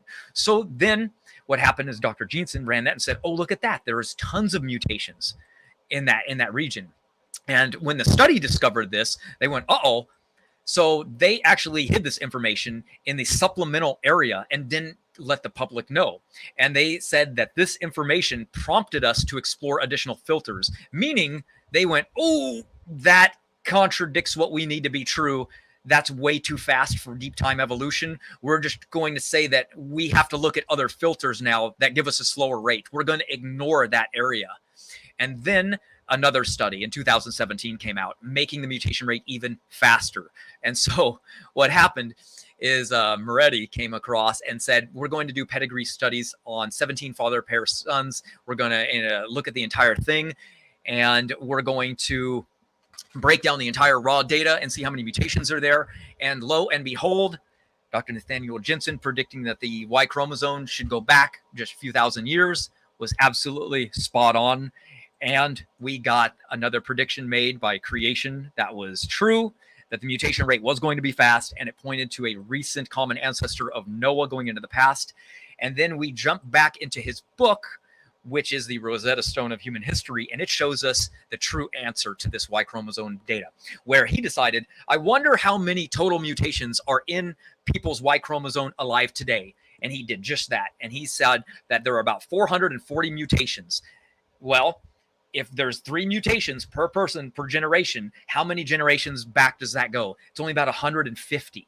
That's not far. So if we use a generation time of just 30 years, that takes us back about 4,380 years. Exactly what we would predict if the global flood was true, based on mutation rate accumulation through the Y chromosome. And see, the mitochondria is very hard to test. The reason why it's hard to test for mutations is because every generation doesn't even get 1 mutation. It gets like less than half of 1. So it's very hard to actually count. But this is very easy to count because it's more than 1. So we don't have to guess. We don't have to go, oh man, this person got less than 1, less than half of 1. This person got half of 1. This one's just much, much better, much more clear. The data is easily read, but it gets better. Now, what would happen if we went back to Noah and we started counting from Noah? Because we have a prediction made, right, in scripture, right? We said, it writes that in the generation of Peleg, the people dispersed and went across the world. Well, that can be tested now. So what happened is Dr. Jensen said, what is the common ancestor mutation of the person that was the common ancestor of all of the haplogroups that formed rapidly? Well, guess what? If you count from Noah and you go to Shem and then Abram or Elam, and then you go to Canaan, Salah, Eber, Joktan, which is the 6th generation over, you get to Peleg's generation, Joktan and Peleg. And then we have the history of the world written in scripture right here. That's exactly what happens when you get to that generation, when we read all the haplogroups form. So what are the odds of that? We literally have the evidence, like what Dr. Jensen said, that is the Rosetta Stone of human history, because we don't have to just prove that we can go all the way back to Noah. He's gone a step further and shown that we can actually count from Noah forward and also get predictions correct on that as well. So that makes creation another awesome, powerful tool to prove the biblical model of ancestry that shows we're much more recent, and that there is not, again, another line of lots of male ancestors going into the past hidden somewhere in our genetics and DNA. That doesn't show up anywhere, right? And when you compare the Y chromosome to, let's say, a chimpanzee, it's horrendously different. It doesn't match at all. Matter of fact, it's so different that it actually matches more of a gorilla than it actually does a human being. So it's the exact opposite what they would expect when you're trying to use it in evolution, let alone human ancestry. It doesn't even work with evolutionary history, because we see that the study of the Y chromosome that developed unusual structures that make them very unique to humans. So if you wanted to learn more on that one, there is a local global flood video that exists specifically on that. Also a book as well, but the videos are a little more entertaining sometimes. And then that brings us to the next one, which is females now. This takes us into the mitochondria, which gives us the same thing. What did evolution predict? Well, they predicted very few mutations, right? And so creation, we predicted a lot of them. So evolution came along and they didn't have any observable data yet. So what did they do? They said, well, we assume that a split happened 6 to 7 million years ago. So we're going to calculate that in. And then we're going to use and build this molecular data and calibrate it to the fossil record. We're not going to use observable data because we just don't really have any yet. We're just going to assume evolution is true first and then go from there. So they started building their phylogenetic charts around this and started getting random dates. And the dates go all the way from 1991. That was the earliest I could find, all the way up until current times. The ranges go from 72,000 to over 300,000 years. But they predicted that we would find, based on this, to turn, a common ancestor, one substitution every 300 to 600 generations. But what we did find is the exact opposite. We found one substitution occurring every 33 generations. Now, substitution is a mutation that takes its place in a population, which means it's more accurate than just judging by a regular mutation rate. But regardless, it was 20 times higher than was expected for evolution to be true, and only takes us back to around 6,000 to 12,000 years. The exact opposite of what evolution needed to be true, and not even close to what they could even push back by using the slowest studies that they've ever found. Instead, they got what they needed to change later, which was the observable rate that takes us back to a mitochondrial eve around 6,500 years ago. And that's because there's two different clocks. There's the phylogenetic rate, which I told you they invented, and the one that we actually see and observe, and what actually we can make predictions on, as opposed to what we can't make predictions on because it's based on a lie. So therefore, do they still do this today? Well, here's an eons evolutionary video of them admitting, yes, they do that very thing. By using the molecular clock method. This method combines what we know, or at least what we think, about how often genetic mutations occur, and then applies that to DNA samples to plot the evolutionary history of various species. But to be accurate, this molecular clock needs to be calibrated. The molecular clock. The clock needs to be calibrated. This molecular clock needs to be calibrated. The latest molecular clock calibrations. So yes, they don't even feel embarrassed about saying that it needs to be calibrated. They just say, yeah, we calibrate the clock. It's no big deal. What do you mean it's no big deal? You're assuming evolution is true. The clocks that are observable say it's not true. So you calibrate the clocks to say that it is true. Get out of here. That is ridiculous. That is so nonsensical. It is foolish. And they know that the observable one is trustable because guess what? The FBI uses the rate. They use it to convict murderers. You can't say that the clock's not true when there's people being convicted of crimes today because of it. So it has to be true, or else they're going to be letting a lot of people out of prison. So we know it's true because they're literally getting a mutation somewhere in the germline, and then it's passed on to the next generation. So let's say that I decide to go kill my neighbor, and then I stab him in the neck and he dies, and they come over and they arrest me, and I go, I didn't do it, my dad did. That's why, and then they go, oh, the DNA evidence is showing that, yeah, one of them did it. We just don't know which one. They have similar DNA. So what they do is they look in the blood and they go, uh-oh, there's a mutation in that the dad doesn't have. It could not have been his dad. It had to have been him that killed him. So that's how important it is to know that mutation rates are important, and they are used by in science, and they are used by the FBI. That's because they matter. So when people say, oh, who cares about these? Nobody cares. Nobody uses them. Yes, they do. They have to be used. And yes, they are accurate. They're not using the evolutionary one. Why? Because it's not true. That's why. What we do know is what we see. And look at all the studies that go back in time and show us. Look at this range. It goes from 4,178 years ago to 10,000 years ago. That's what the observable data shows. And here's all the studies that show that the observable rate can explain the genetic diversity of people in a young Earth creation timeline using the mitochondria. The evidence is in, and then we get critics that are like, oh, well, Dr. Jensen, when he used his, he didn't use the coalescence calculations. Oh, look at that. He did. Oh, it looks like somebody didn't do the research, did they? What a shocker. So when we're making predictions like Dr. Nathaniel Jensen did, he said, I wonder what the mutation rate would be. And the differences that we would see inside of the mitochondria when we look at differences based on the mutation rate and how many mutation differences we should find. If evolution's true, they would find 681 or even more. Again, he does them favors by lowballing all the numbers. And what we actually found lines up yet again. So the question is, which one of these is correct? I'm going to go with the observable one. How about that? How about what actual science does? You know, the repeatable, testable, scientific version of science, not some made-up woo-woo psychopath, pseudoscience version. Yeah, that's what I'm going to do. But let's see. How far back do people actually go? Huh? Can you trace your grandparents back to actual human beings? Are you tracing them back to animals? Are you tracing them back to anything other than human? I think the answer is pretty obvious. And yes, pedigree rate studies have been done on animals. The same results occur. Pedigree rates much faster than phylogenetic assumption rates. We look at not a lot of things obviously have been tested because they don't like the results. So they just stick to their made up phylogenetic version. But every single time the results come back with creation, they don't show evolution any way, shape, or form, no matter what they do. Yeah, they have rescue devices like, well, maybe mutation rates were faster in the past, and oh, maybe selection was stronger, or maybe this, maybe that, maybe that. Yep, again, more rescue devices. Nothing in science can confirm or what they're saying. None of it. So it's actually evolution versus science, not creation versus evolution. There's a big difference. So always remember that.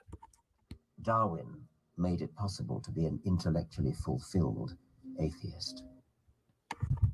That's right. Without evolution, atheists have no grounding to stand on. That's why they need it to be true. They have an obligation for it to be true. They have to have it. So we don't care.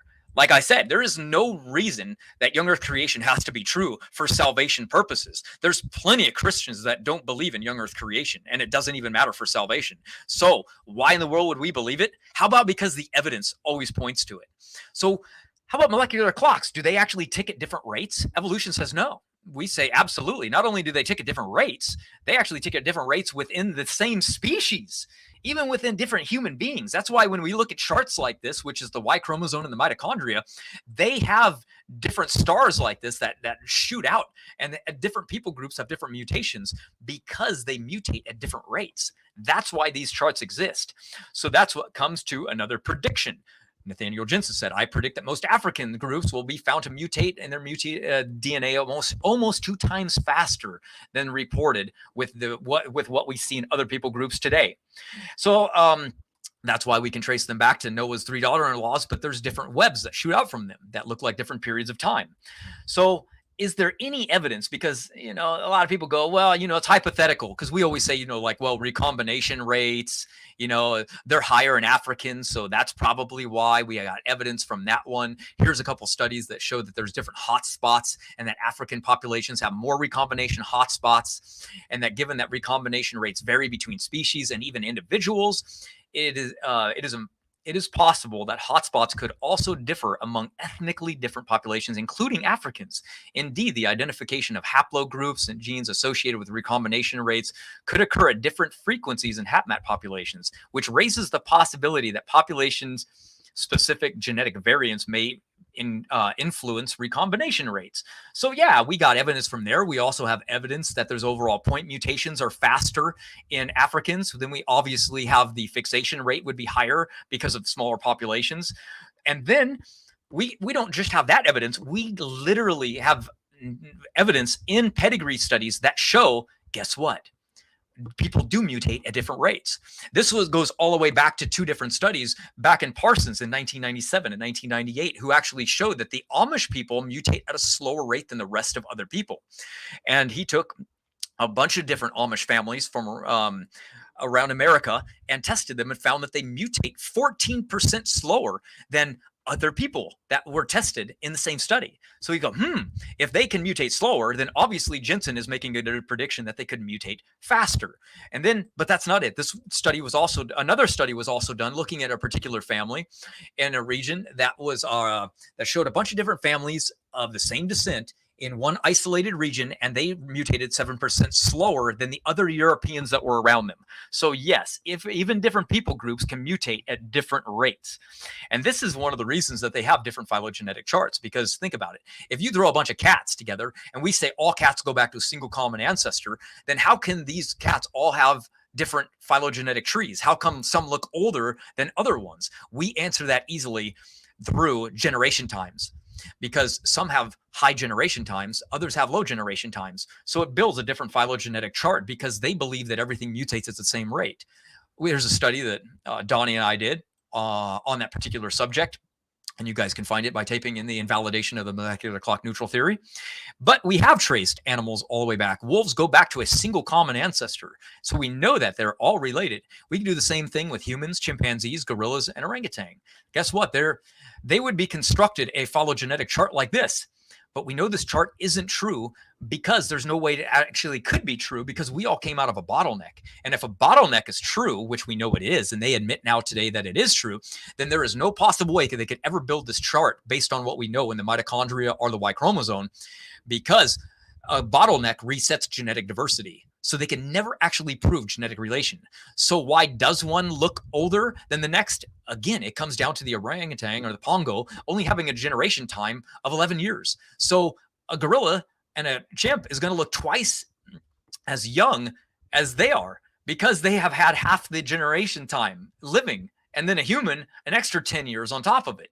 So human's going to look the youngest in any phylogenetic chart because they have the highest amount of generation time, which means there hasn't been that many generations alive to pass on that many mutations.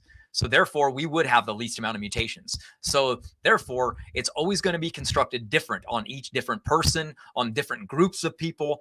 And it's all dependent on situation, not time. It's like where did they live? Were they hypermutating? Were they isolated in smaller groups? Were they expanding in groups? Did they live in cold regions? Did they live in warm regions?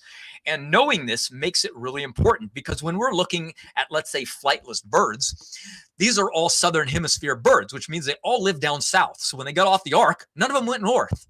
We would expect that in our model because it's freezing cold. Everything that's going to do really good and try to survive is going to go south, in Australia, in Africa, where they could try to stay warm.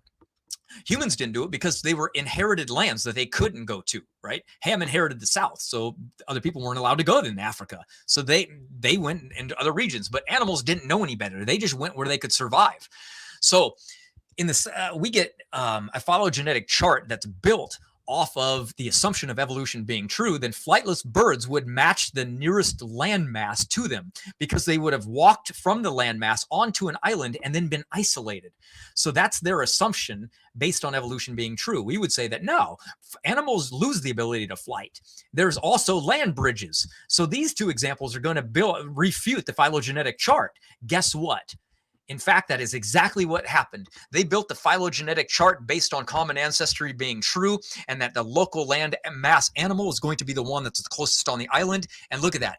It was a real surprise that the elephant bird was more closely related to kiwis. It was a completely unexpected. No matter which animal you look at on that chart, it is completely contradictory to the chart that they made. None of those birds actually match that phylogenetic chart of ancestry. Matter of fact, the exact opposite is true. You look at what they related and you put at the end of the tips of those branches, and the exact opposite is true.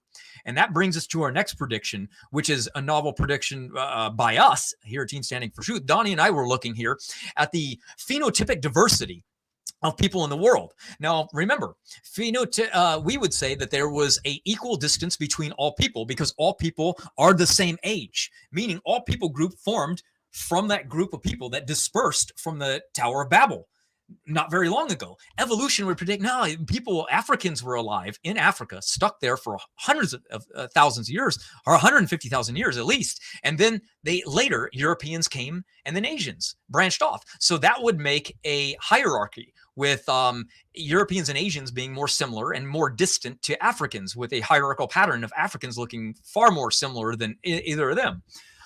So phenotypic diversity, our phenotypes, are the observable measurements and characteristics. You can measure the face and any characteristic that we want, and then compare them to something. So that's what a phenotype is, just so you guys know, because we're about to get into this pretty deep right now. So we would say that Ham, Shem, and Japheth broke off from each other, and they started diversifying in phenotypic diversity at equal times. So if we were to look at something phenotypically, we would see no hierarchical patterns. We would see a genetic similarity in phenotypic diversity, about the same.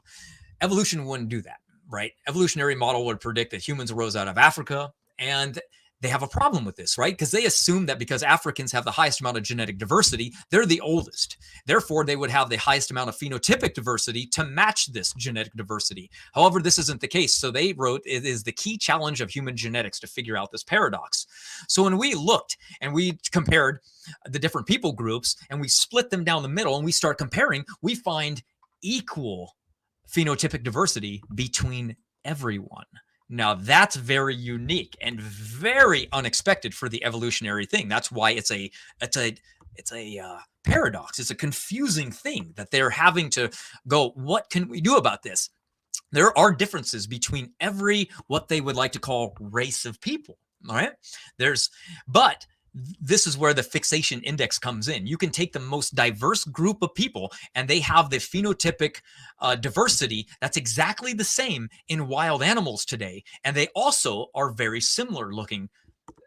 So that brings us to, like, wait a minute, if these animals lived over great vast amounts of time, how come they are so close to phenotypic diversity? what's going on there. And we're going to get into that. But first, let's compare human beings, okay?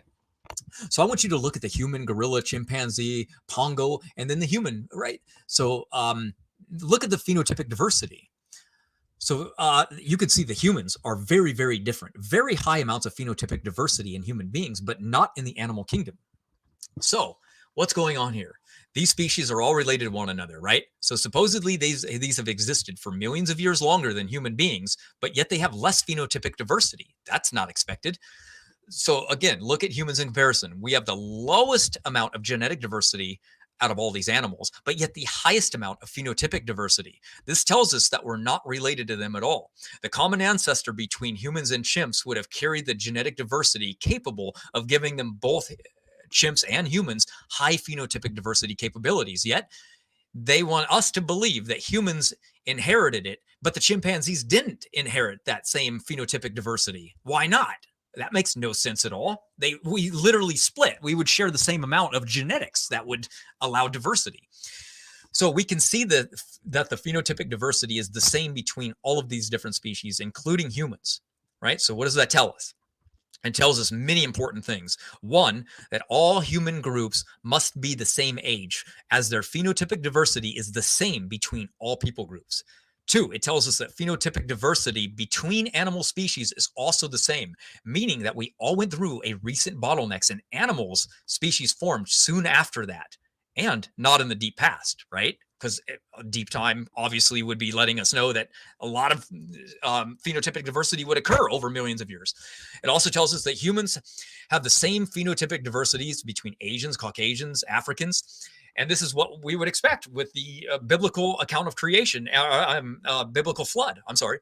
And if hundreds of thousands of years had actually passed, life would be far more phenotypically diverse in some species, but not in others that they're related to, right? There is no phenotypic hierarchy either, right? So we look at these, we go, look, tigers, all of them can interbreed, all are related. Very low phenotypic diversity. You would look at one and be like, I can't even tell the difference between a Bengal tiger and a Siberian tiger. If I was in the wild, it would take a specialist. It would take somebody that knows the species to identify that. And same with the orangutan. But humans, very, very different, very diverse. We line up the animals. We can actually see the same thing. And then we go, but look at just Africans. Look at how different, right? We can see that the diversity within Africans is still really, really diverse. It's the same thing no matter where we look in different people groups today. And these are people groups from all around the world. We can see massive phenotypic differences looking at the skulls. Very, very unique, very different than the animal kingdom. And again, more Africans. That was supposed to be showed earlier. Phenotypic diversity off the charts, but yet the same between every single one of us. So keep in mind, those images do not even include people groups that have died out in the past, like Denisovan, Neanderthal, Erectus, Heidelbergensis, which also show even more phenotypic diversity, which would be expected in the past, right? We get closer to Noah, higher amounts of genetic diversity, more diversity will be seen as time goes on, get lost, right? So yet, and this is what we see. I showed this because it looks pretty funny. Look at all the diversity we have from dog breeds today. Okay. Why is this? What's going on here? Right? Dog breeds are something that hide the genetic diversity within them. Okay. We know that. So we're going to get into that in just a minute. But first, this is what we would see. If evolution was true, we would find the highest genetic phenotypic diversity in African people today, and that phenotypic diversity would be hugely uncorrelated. And then we get into the Europeans, which would be more close to the Asians, right? That's what we would see in phenotypic diversity. So instead, what do we see? We see the exact equal proportions between all groups of people, exactly what we would expect in a biblical model. But an evolutionary model has us going bottleneck to bottleneck to bottleneck to bottleneck. Each one of these bottlenecks would be lowering genetic diversity every single time we go into one, because you only get a handful of people surviving each one. So we would, if we looked into the fossil record in the past, we should see massive phenotypic differences between all these supposed human ancestors. And the phenotype, because if we see that with people groups today, which would be at the end of the spectrum, we would find that the phenotypic differences would be minimal in what people would be able to produce today. But instead we see the opposite. We see massive amounts of phenotypic differences looking at the populations, and we look over at people groups in the past, and we don't We don't see that in the fossil record. We go, oh man, there's not really much going on there. Why? If they live for hundreds of thousands of years, and where are the corpses? Where are the bodies? Where are all the differences? I think our model makes far more sense with what we see when it comes to this phenotypic difference. So again, when we're looking over here at this one, we see that if all 3 major groups of people formed soon after the flood, sometime after Babel, then all of this finally makes sense. And they have this hierarchical pattern that should be there. And this is where the paradox came from, and why they really came with like, well, people look so different. Let's compare them to the closest looking animal. That must have been what happened. Asians, that's where the Pongo live. They're over there in Asia. So they must have come from that ancestral group of primates. And then what do we know? Well, we know from genotypic studies now, race is a made up thing. There's the genetic similarity between all people is extremely close. We're not related to these animals whatsoever. And then comes the storytelling from them. That's like, well, what happened is we got these chimps, right? These primate ancestors, and they had full body fur. The chimpanzees kept theirs, and we started to lose ours. Kind of like there's chimps that lost their fur today. And eventually what's going to happen is they're going to evolve melanin, and then they're going to evolve this subcutaneous layer of fat that's going to surround their body. And then they're going to get goosebumps because it'll help keep them warm. They'll evolve all eyebrows, and then they'll evolve the ability to grow long hair on the tops of their heads. And then they'll evolve a thick epidermis skin, and then thermal regulating genes. All of these requirements are needed also so that we can start wearing fur again like our ancient ancestors, because that makes total sense, right? And yeah, these things are all true. Only humans have these features about them. If you want the list, it's right there. And just remember, guys, that there's not a lot of time, because the amount of time it takes only 2 mutations to reach fixation, beneficial mutations, is 200 million years. So they have to account for all of these things literally to evolve in the time it took to split, which is 6 million years. But only 2 mutations takes that long. So where is the time for evolution to evolve all of those things? We're not even going to get into the how long a sexual organ would take to evolve. That's going to be far more than 2 mutations. So it gets more ridiculous the more the story you look at it. So another way we can validate that deep time is not true using this phenotypic diversity is by looking at man-made current animals and breeds, right? Let's use modern created dog breeds as an example. They are far outside the phenotypic diversity compared to the wild counterparts, right? Look at their faces, either completely fat, smashed flat, really long. Some of them can't even breathe. They have all kinds of diversity within that group because we've manipulated their genetics. So we can see how much we can change their genetics around. Breeding has shown that it has a hidden reservoir inside this genetic capability, but wild animals don't show much diversity. If deep time was really true, wouldn't we see the story that they admit to? Because if we look, they say that the wolf has lived almost 1 million years. Well, wait a minute. That story reminds me of something. It reminds me of the story of where they said the Pachycetus evolved into an aquatic species in the same amount of time. Wait a minute. That's a huge amount of phenotypic differences. But yet they want us to believe that the wolf had that same amount of time, diverse and spread around the world, and yet almost no phenotypic differences whatsoever. Wait a minute. The story doesn't match what the science is telling us. Why? Because the story they're telling us is a lie. It's stupid. It doesn't make any sense. Adam Segwid said the reason why evolution, the theory of evolution was created from the first to the last is the dish of rank materialism cleverly cooked up. And why is it done? For no other reason, I am sure, except for the independent of a creator. People know that they invented this. They know that if you push evolution, naturalism, that there is no need for a God. That's the reason they have to push this nonsense, because it just goes against Occam's razor, right? In science, the authority of 1,000 opinions is not worth as much as one tiny spark of reason in an individual man. So don't ever let people tell you, well, the majority believe it. Are they all wrong? Who cares what they think? Think for yourself. Question everything. That's what science is about. Stop just accepting what everyone is like. Oh, well, the scientist told me it's true. Well, I'm just going to believe them. That's what they told me in school.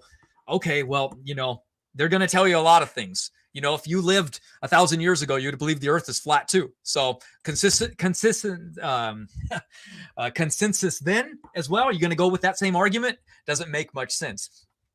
How about evolution? They say linear line going up through time. We say, wait a minute, mutations are breaking us down. We see the exact opposite. We say created genetic diversity. We see creation in animal species, right? But again, beneficial mutations have to override negative mutations for it to be true. So when we're looking at our model, which would say genetic entropy, we're looking at damage in the genome, right? Kimura came along and he was like, let's see what's going on. How much selection would actually be needed for going on? And what we see is that Kimura only assumed that beneficial mutations could completely override things through simulations. He didn't actually know. So what we actually found out later is most of the mutations that are building up are actually taking place within this distribution area where they can't be selected for. So this is another one. I think I was going to cover going through genetic entropy for a minute. It might take too long, so I'll just skim through it because you guys kind of know a little bit about it. But as you guys know, we have multiple mutations building up that are non-selectable, non-seeable, but yet we haven't reached mutation saturation. We see that problems are arising, diseases are increasing. We don't see what they expected to see. And when we look for these beneficial mutations, they just infer that some could happen, but there's not enough, guys. There just really isn't. The great majority of them, 99%, are harmful in some way, shape, or form. And when we look at things like in Africa, we go, ooh, look at that. There's malaria. Malaria is taking place, and this isn't good. I mean, 300,000 babies are born with sickle cell, and 50 to 90% will die before their 5th birthday. So yeah, it's true they don't get malaria, but they're dying from this mutation anyway. So it's helping, but it's like, you know, hurting yourself just so it could happen. It just so it can help a little bit. It's like evolution is just trying to make you survive, basically. But that's all that's happening is barely any survival. So we see a buildup of these new mutations every single generation, and it's based on the age of the father. And now we're starting to really learn that, wait a minute, most of these silent mutations are harmful. They're not neutral. And that is unexpected at a point of where they say that 75% of synonymous, which they always thought synonymous mutations don't have any effect on something at all, are actually harmful. That was really, really surprising. And what we know now is that these random mutations, they even admit that they're not leading to the type of evolution that they need it to in the textbooks. Because remember, they can say evolution can do anything. It can go left, it can go right, it can go up, it can go down. Well, that's not what the textbooks show. The textbooks show a linear form of evolution. So that's what they have to prove. Don't ever let them tell you otherwise, because it's just absolutely ridiculous. And too long to go over some of these. And most of the things that they actually thought were beneficial mutations are more epigenetically regulated than anything else. And epigenetics doesn't even change the gene, and mutations are what change the gene. And if it doesn't change the gene, there's no evolution. So epigenetics is a really good subject. It's a fun one. It really shows the limit for what we thought evolution really have. Then we have the waiting time problem, where again, another huge subject, where there's just not enough time for evolution to be true when we go through the simulation of DNA changes required based on mutations, beneficial mutations, rising and reaching fixation. It's just not there. So we show that the waiting time problem is very severe when one or more mutations is required to establish any new function.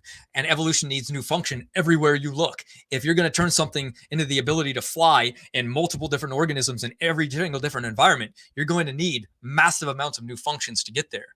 So we're able to actually predict that there's the loss of function, and that loss of function, we're able to say, if we're losing chromosomes over time from chromosome fusions, we can make testable predictions on that. And therefore, we can actually trace back lineages based on where animals migrated to, how much farther they got away from the ark, and then trace those back to more of a chromosome count. And therefore it performs in the function of showing us that the biblical model of ancestry is more true and giving us an indicator of what animals were probably on the ark, rather than their counterpart species that later came about. And we can do that by tracing chromosome fusions. That's in the Young Earth creation model. And then Dr. John Sanford came out and said that he hypothesized that the humans will go extinct after 350 generations. And as you know, from the Y chromosome, we're about at 150 right now. So that puts a time limit on humans and pretty much all life in general. But that doesn't tell us anything except for more testable predictions. And again, Mendel's accountant is the simulator that was run for this. And a lot of people don't like Mendel's accountant that are atheists because it completely destroys their paradigm of evolution being true. And they say, who cares about Mendel's accountant? Well, I'll tell you who cares about it. The National Institute of Health, the NIH, the largest health organization on earth. They don't use the evolutionary model. They use the young earth creation model because it is the true model. It doesn't care about the fight that we're having between creation and evolution. It only cares about what works. And if evolution worked, they would be using an evolutionary model of prediction. And it doesn't. It uses ours because ours is what's true. It's what we see. It's what we can test. It's what we observe. And it's the one we're making testable predictions on. So why are they choosing the young earth creation model if it's wrong? If they say, oh, it's garbage. Oh, really? Oh, it's garbage, is it? They're using it with success, and they don't care about the debate going on. So that's destructive. And the final conclusions is beneficial mutations can't keep up with the deleterious ones. They're not strong enough to override it. And if they are strong enough to override it, it actually makes things worse because it speeds up the negative ones, which I forgot to show you the slide on.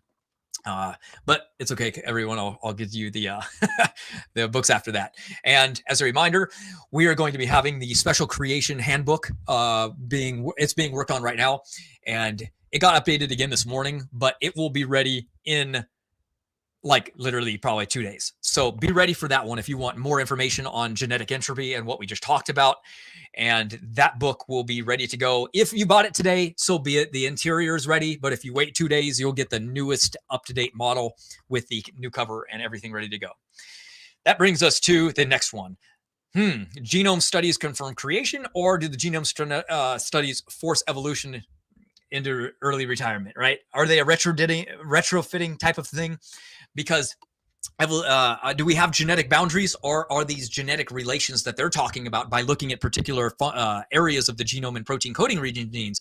Is that showing us? Well, that's what the Rockefeller University study of 2019 actually showed us, is that it showed us that there were clear genetic boundaries and that you can trace these things back to a bottleneck, and there's no species in between them at all. That was exactly the opposite of what they expected. They expected a hierarchical pattern going back to a universal common ancestor. Instead, they found linear lines of a separate ancestry coming out of a bottleneck. Humans, fish, chimpanzees, gorillas, all of them at the same time coming out of the same bottleneck. All of the things that they said, no, we converge. No evidence for any of it. And the evidence, they said, was so surprising that they fought against it. That's right. They had to tell themselves, like, whoa, what's going on here? So again, all animals the same age? That's right. They were the same age. 90% of all life, genetically speaking, is the same age. And that means 10% of all life that was in the past went into a bottleneck, and boom, 90% now that we all have came from that 10% that was on the ark. Guess what evolution did not predict? Exactly that. And yes, that's right. The population included anchovies too. That's right. Fish went through the bottleneck. So they can't say, the bottleneck was just some, random thing that was for land life, or maybe it was just a volcano that wiped out some things. Oh no, global, completely global. And this debunked what they know about evolution of species. That's right. So they've tried to say, they had to go back and write on the top of that study, no, this doesn't debunk evolution, it confirms it. But guess what? It doesn't do that at all. It completely destroys their theory.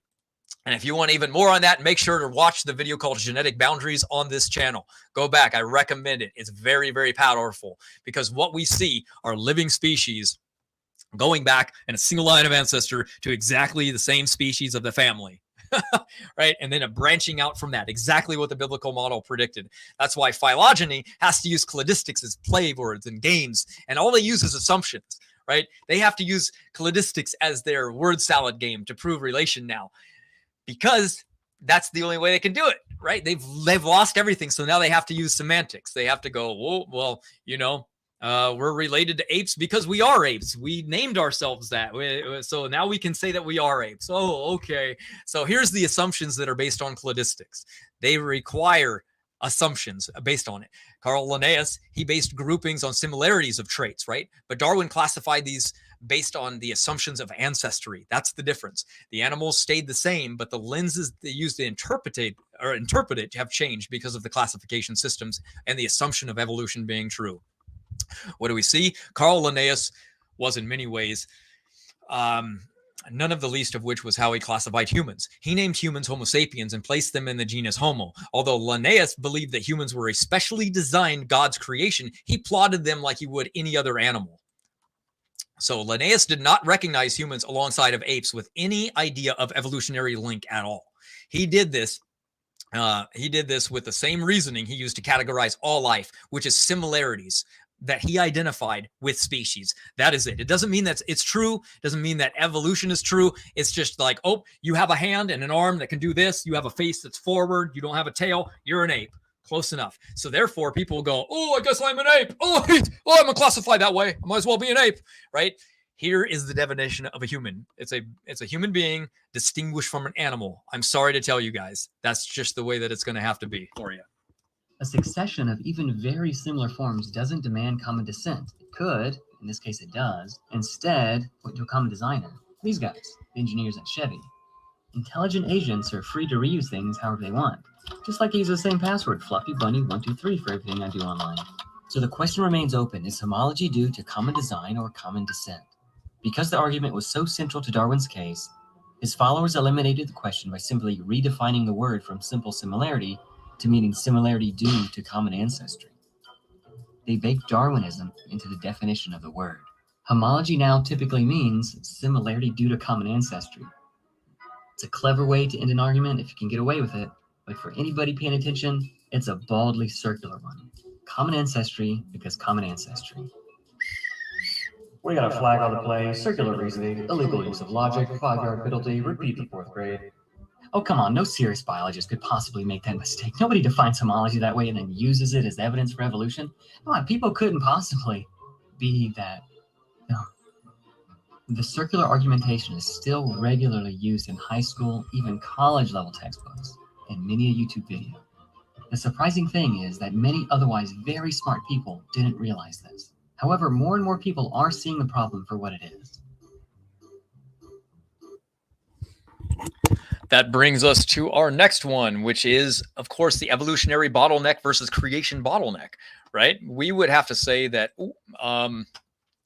evolution tells us that there have been multiple bottlenecks through many eons of time, and that these small inbreeding populations have existed. The young Earth creation model says, no, God told us be fruitful and multiply and fill the earth. Well, which one of these is true? Because people love to mock us. They go, you guys are so ridiculous. You believe that all the animals were inbreeding and then all of a sudden they could populate the world. That's stupid. It's unseen. Humans can't inbreed without genetic problems. Oh, really? Okay. Well, yes, that is true today. But who really has the problem here? Is the problem really a small group of people filling up the earth from a small population really quickly in one generation? Or is this hypothetical scenario of populations going into a bottleneck and then living in small populations over long periods of time? Which one makes more sense? You can't be inbreeding in small populations without massive amounts of health problems. Ours doesn't have that because you get an extensive growth of populations where mutations aren't going to be a problem, because eventually there's going to be cousins and then third cousins, and it's not going to be a big issue. It's when you're in these smaller populations that evolution says they existed over tens of thousands of years. That's the actual inbreeding problem. So I find it ironic that they say we have an inbreeding problem when they have the biggest inbreeding problem that there is. We have mutations building up from a perfect genome over a couple thousand years, a bottleneck, and then an explosion of people yet again. What happens in the animal kingdom? Can we prove that this scenario where they're mocking us again is true?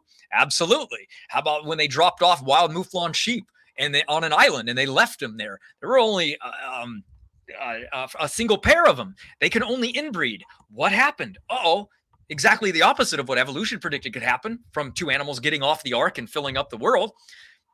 They did just fine. They actually got to a population of 600 and there was no problem at all. The same thing with deer. They dropped off deer, five whitetail. I think only two of them, there was only a single male. Boom, they filled up. No problem with inbreeding at all. They filled up the entire area. How about in Catalina, when they dropped off buffalo? They dropped off like a handful of buffalo, like 14 of them or something on this island.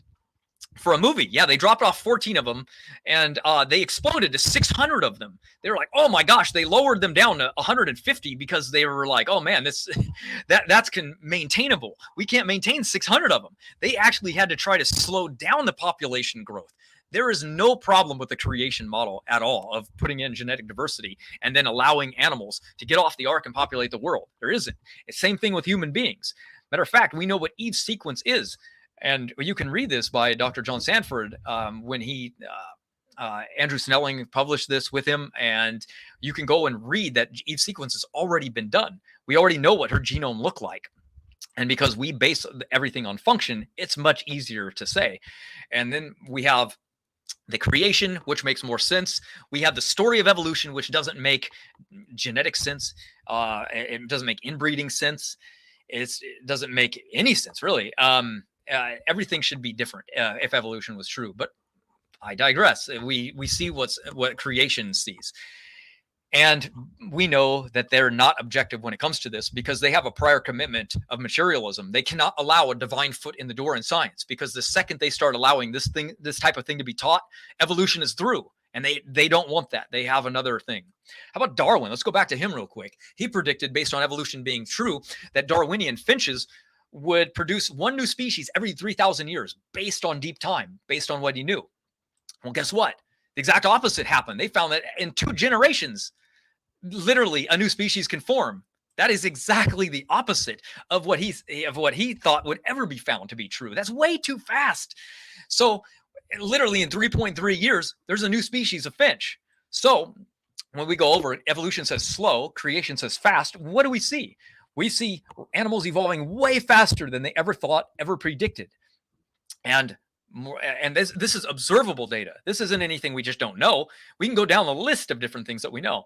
New species are evolving in 2 generations. That is way too quick for evolution, but it explains why we have so many different species alive today. If speciation can happen in just 2 generations, it's no big deal at all, right? How about people go, we lost wisdom teeth. That's proving that evolution is true, right? I mean, it shows that we're evolving to the next stage. It's like, wait a minute, we're losing information. The jaws of people are actually shrinking. And we know that they're shrinking because the people in the wild today are easily testable. And we can take them and we can say, look at the Australian Aboriginals. Let's see what happens when we take them. We put them on a modern diet. The very next generation are showing that their teeth don't fit in their mouth and they are no longer having wisdom teeth. That is not deep time evolution. That is the genome protecting the body because it's designed to know how to do so. It knows if it grows wisdom teeth with already a shrinking mouth with teeth that don't fit, you're going to have horrible problems. We see this exact same thing in elephants today, because if we look at the Moa Zimbabwe civil war that arose, elephants were being mass slaughtered for their tusks. And remember, elephants have a generation time like humans, very high, one of the slowest reproducing mammals on Earth. And within just 2 generations, 98% of all female elephants never develop tusk. How do they know to do this? Or are they like thinking, wait a minute, if I don't grow my tusks, maybe they'll stop killing me? No, the design network kicked in that was like, you're being killed for this reason. It's almost like it was designed, wasn't it? To like protect the animal from being killed. And you're like, well, that's really good. That proves evolution. That's a very good mutation. Oh, really? Because it's lethal when the mutation gets into males. And males are dying left and right because when they get the mutation, they die. So only females can exist with the benefit. The males die immediately. So when we look at Aboriginals, people, guess what? They lived, when they migrated into Australia, it was extremely hot there, right? And so it was so hot that their body adapted to this heat extremely fast. The Central Australian Aborigines actually have the ability to withstand massive amounts of temperature. Their body stays 50% cooler than you and me, naturally. All because of a gene variant that they got that isn't in other even Aboriginals that don't live there. And that happened very, very quickly. But yet they want to tell us the Aboriginals have been there for 65,000 years. Well, if that was the case, then guess what? Humans would be a different species, wouldn't they? Because if animals are evolving into different species within literally a couple generations, how can you isolate a group of humans in an area for 65,000 years and then come along later and then reproduce with them? It would be physically impossible because of all the gene conversions and all the other problems that would arise from isolation from that amount of time. The only way to explain the ability to assimilate and to breed with Aboriginals is the young Earth creation timeline. So that is it.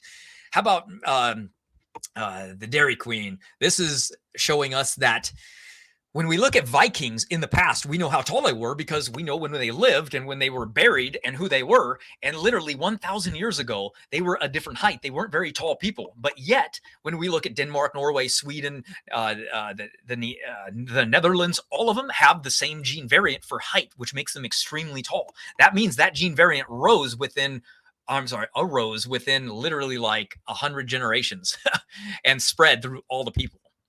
How about snakes? They're losing their white stripes. Why? Because when pollution gets into their environment, melanin absorbs toxins. So when a toxin dumps into the ocean, literally in the lifespan of that snake, they start losing their stripes so that the melanin can absorb the toxins, and their offspring are born without stripes, and they never get the stripes back again. So again, we see loss of information. We see something that was already there being lost. And then we go over to islands and we see that beetles are losing their ability to fly, because what happens is when they come on a, like, let's say debris brings them to an ocean, and then they get off and they are out on a new island, the wind picks them off and blows them back into the ocean, and they end up dying. So what happens is natural selection goes, what's going on here? Why these things are dying? So it's, again, they're not saying, like, they're not choosing to not fly. They're just using that ability if they have it. So what happens is the olfactory sensors in their nose now don't allow them to smell flowers far away. So they don't want to fly. So now they just walk around everywhere. And after just a few generations, they are now not able to fly at all because there was no need for it, because they lost that ability to smell. Think about that. That is insane, right? So we're talking about built-in design, right? You guys might like that slide, but I got to move on because I'm running out of time. Plants, same thing. Rapid, 10 to 100 years, they're adapting very, very fast environments. Mutations are not random. It seems like they're piling up exactly where they were supposed to be to help the species, like they were built-in designed. It took 100 years for the insects to adopt to eating it again. This is the cherry plum tree. Let's play it real quick.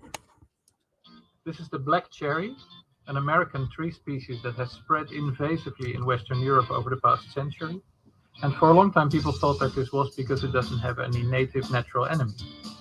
But when you look at herbarium records over the past century, you see that more and more insects have started feeding on the black cherry. And actually nowadays we found that there are more different species of insects eating from this tree than from the native bird cherry. We also found that some specialized insects have evolved, have changed genetically to adapt to this new food source. And we think that over time this may help to control the invasive character of the black cherry. You can read all about this research in our latest publication in the journal PeerJ. So what's going on? Again, we have a tree species that never existed in a place being moved in, and now all of a sudden it's growing and the insects are adapting to eating it. Really good, right? Well, guess what? When they removed the trees, the insects weren't able to adapt to living back at the environment that they once lived in and able to eat from. Isn't that incredible? The very own food source that was their main one is now they're unable to eat it because they lost that genetic information. Very similar to the E. coli experiment with Linsky, right? They moved into a special environment, they adapted to it, and then when they tried to move them back to the original, they couldn't live there anymore. They lost genetic information, exactly what our model says. We say the same thing in butterflies, and we see the same thing in deer. We see the same thing in toads. We see the same thing in animals. We look everywhere. Guppies, lizards, mosquitoes, mice. Evolution is happening extremely fast, you see. But this adaptation, they've stolen the word adaptation or any change to mean evolution, right? So therefore, if anything changes, oh, it's proof of evolution. No, it's not. Every one of these examples is literally contrary to what they thought and predicted, right? So what do we see? The genetic variance, fitness, indicates rapid contemporary adaptive radiation of evolution in wild animals. Are any of these examples proof, though, that any of these other organisms are related in the past? So does that prove now that these flightless insects now were related to something else. How about fish, right? Freshwater fish are genetically adapted from ocean dwelling. That's weird, right? In just 120 years? Oh man, yeah, even faster than that if you actually read the data. How about birds evolved virtually overnight to keep up with invasive prey? Wait a minute, that's too fast. How about the cliff swallows? Everyone's been driving down the freeway probably at some point and seeing these birds living in freeways. And yet, that they've only started doing this recently. And as they've done this, they have actually shortened their wingspan, because larger wingspans actually are required for them to glide at a different rate. A smaller wing is more aerodynamic and allows them to turn quicker. But within just a few generations, what do we see? These birds have adapted to living under freeway overpasses really just that quickly. That's way too fast for evolution to be true. And how many bird families are there? 249. To me, that's how many would have been on the ark. And then the amount of species today. How about cat breeds? Well, wild cats, there's not very many of, but in breeds, there's tons of them. So we see the genetic diversity going on inside of wild animals, and we see the limit to what evolution would be able to produce. And it's not that much, guys. So how about rapid evolution in kinds?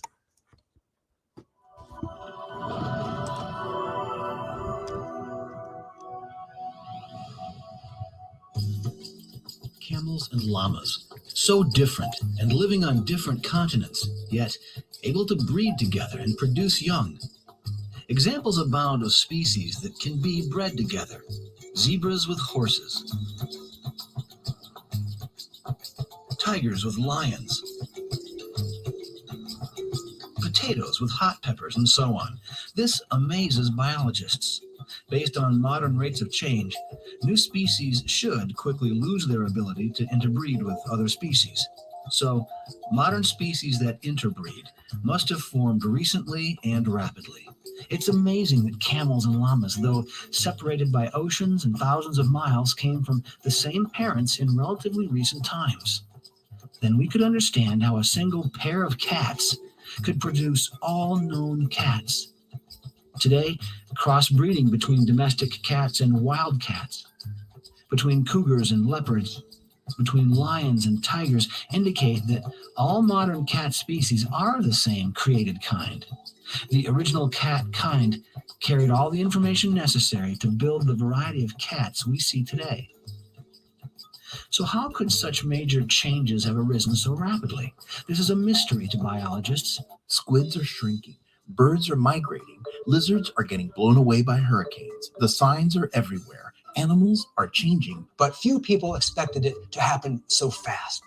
About 2,500 miles away, a series of marine heat waves swept through the Gulf of California, warming the surface temperature of the water and impacting various species, including the Humboldt squid.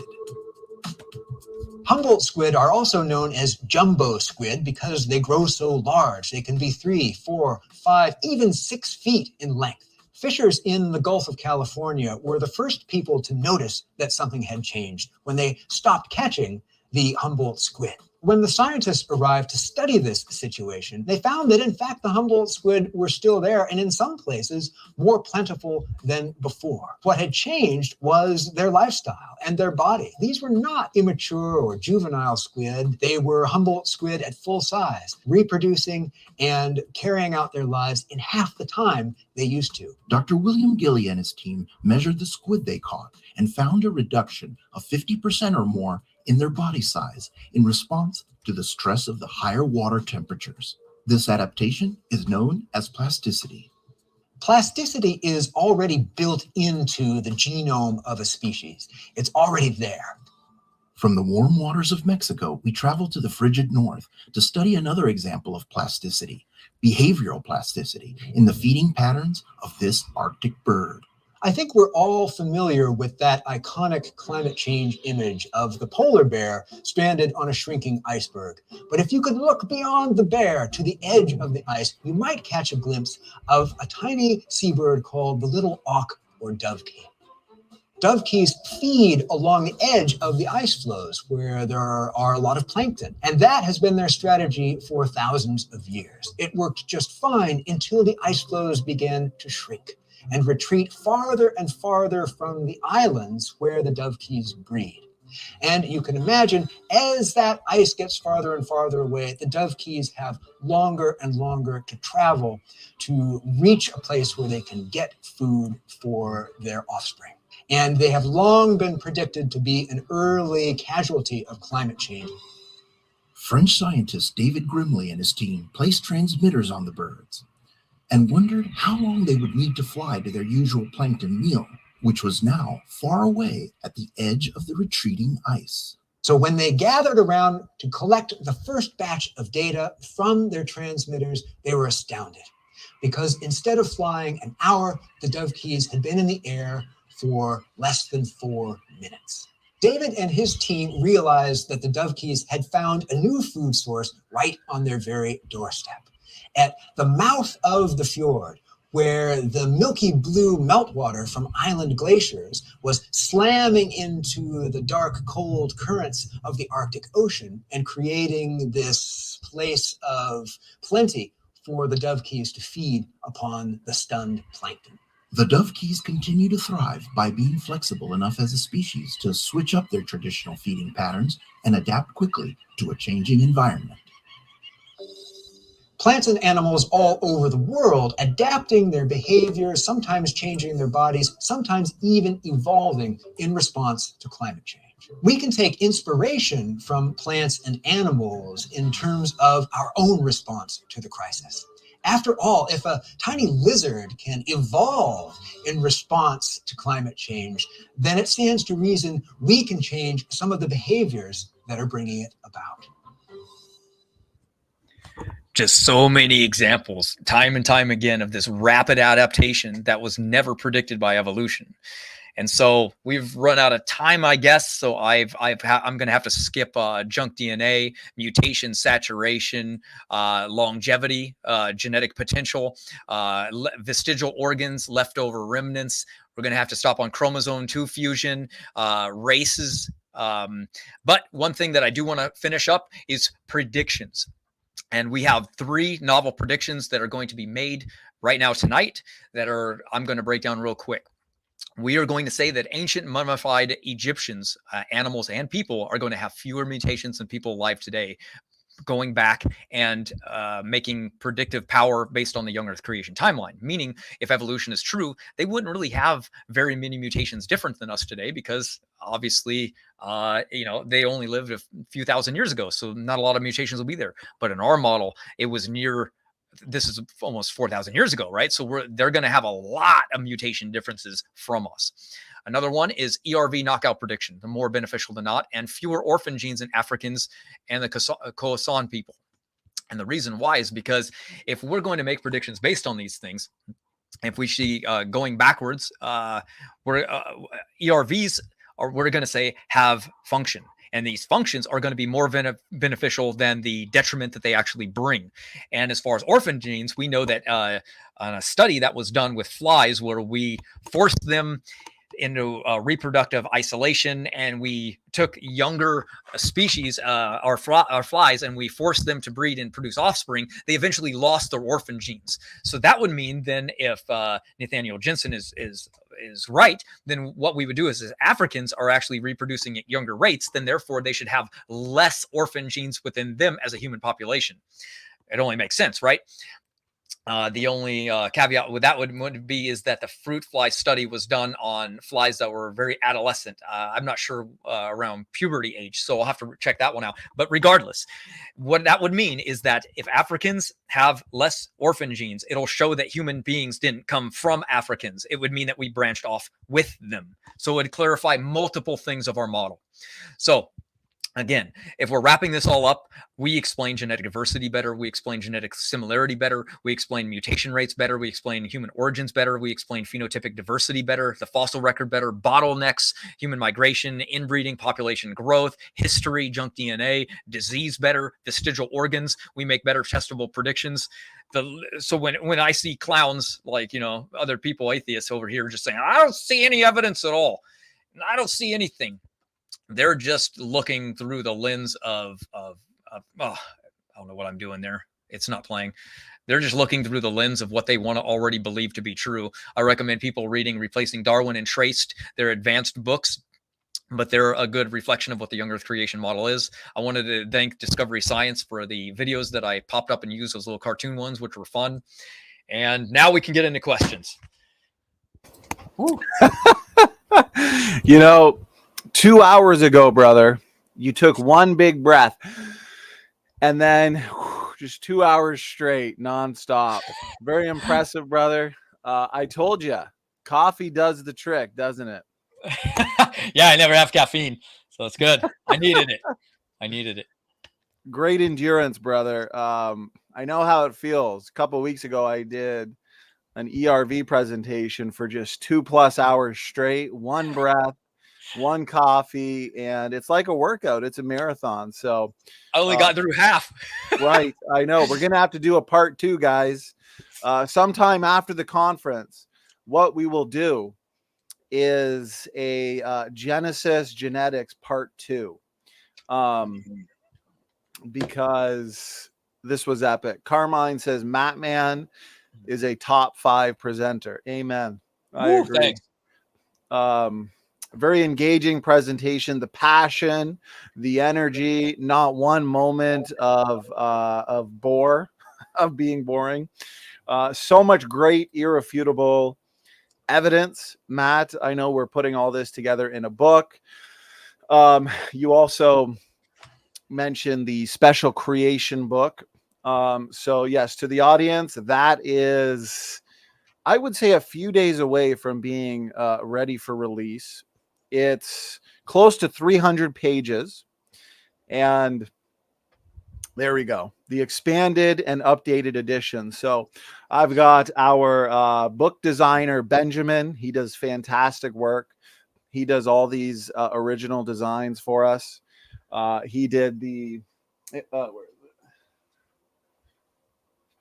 Endogenous Retrovirus Handbook design, which, I mean, we love it. So he's doing a custom back cover because this book is, I mean, it's over double the size of the old version, pretty much a brand new book. And with some novel answers in it as well to some of these challenges. And so the second Benjamin is done with the back cover, we are going to send it in for publishing, and hopefully we'll be done soon. So Karen Wise says it's amazing how much info gets out on his presentation. Amen. Amen. The key is to just talk as fast, but as clear and concise as possible. So there's no way to top that performance, brother.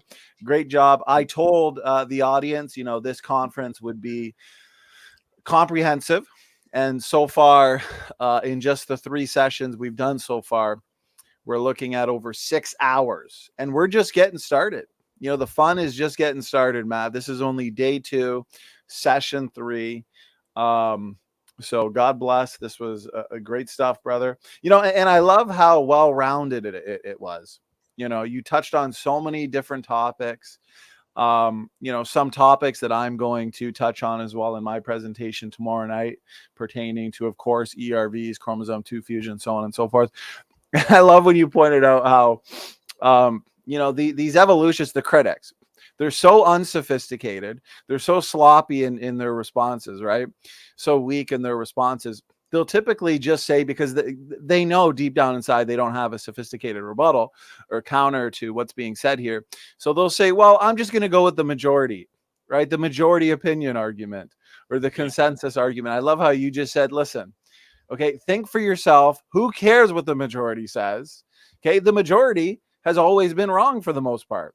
I mean, look at the majority at the time of Noah. There was 8 people on the ark, Noah and his family. The majority were wrong. Okay. So, you know, I love how you just call them out for that. Because, guys, it's 2022. It's a great time to be a biblical creationist. And to the critics, it's time to start advancing better arguments. If you think that you can provide a superior model, then do so. You know, that's what we're waiting for. So this was 2 hours. And like you said, Matt, you know, you're just getting started. And we're definitely going to have to do a part 2. So what we'll do in order to make sure we wrap it up at the 2.5 hour mark, is we'll do a power round here of audience questions. We got some good ones. Dan from Bible Research Tools, thank you so much. God bless you. He says, great presentation, Matt. Thanks. Okay, so let's start right at the beginning, and we'll have a power round here. This should be fun. Reminder to everybody, we're doing 2 shows a day for this conference week. And so after this, we'll probably take a break for about an hour and a half. We're going to have CJ Cox for a presentation on countering compromise. Okay, so Ken Rock asks, I have a question. If God can do everything automatically, wouldn't anything he do be efficient? As far as creation, I mean, yeah, he would have created efficiency in everything. That's why adaptation is so good. But you got to remember, there was a fall. Many generations have passed. There was a bottleneck where lots of things died, right? So we lose some things as well. So there's people that blame God. One of the main reasons that people don't believe in Christianity or fall away is because of it's called the problem of evil. Like, I don't understand why my kid had to die. Why did God do this to me? And it's not the case. We live in a world that's fallen. Genetic entropy is real. Disease and death and decay. Even plants and animals have turned on each other. That's the world we live in. So yes, design was perfect. Everything was great in Eden. We messed it up. The Bible says, because of you, the earth is cursed. He didn't do it. We did. It's our consequence. Great answer. Born Again RN. Good to have you, brother. He's got a question for you. A couple good questions. This is a good one, actually. In I think the introductory chapter of the new Special Creation book coming out, I touch on this because this is a great line of evidence for young Earth creation. So great stuff. So he asks, based on the age of the Earth, Matt, according to evolutionists, shouldn't the population of the Earth be much larger?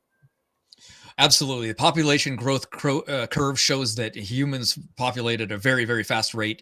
The reasons Neanderthal could not is because, again, they migrated up north and they lived in a time when there was the Ice Age, and you just don't have much food, right? You're limited to your resources. So a population can't grow if you're hunting literally only one food source, which for them was the mammoth. And then in Spain, they had to live on some plants. So again, a population can grow, but it needs good resources. So, with eons of time, with lots of populations and lots of people living over vast amounts of time, there should have been some population that succeeded in growing really good. And the fact that we just don't see that in the history means something was peculiar with this, what they tell us versus what we see.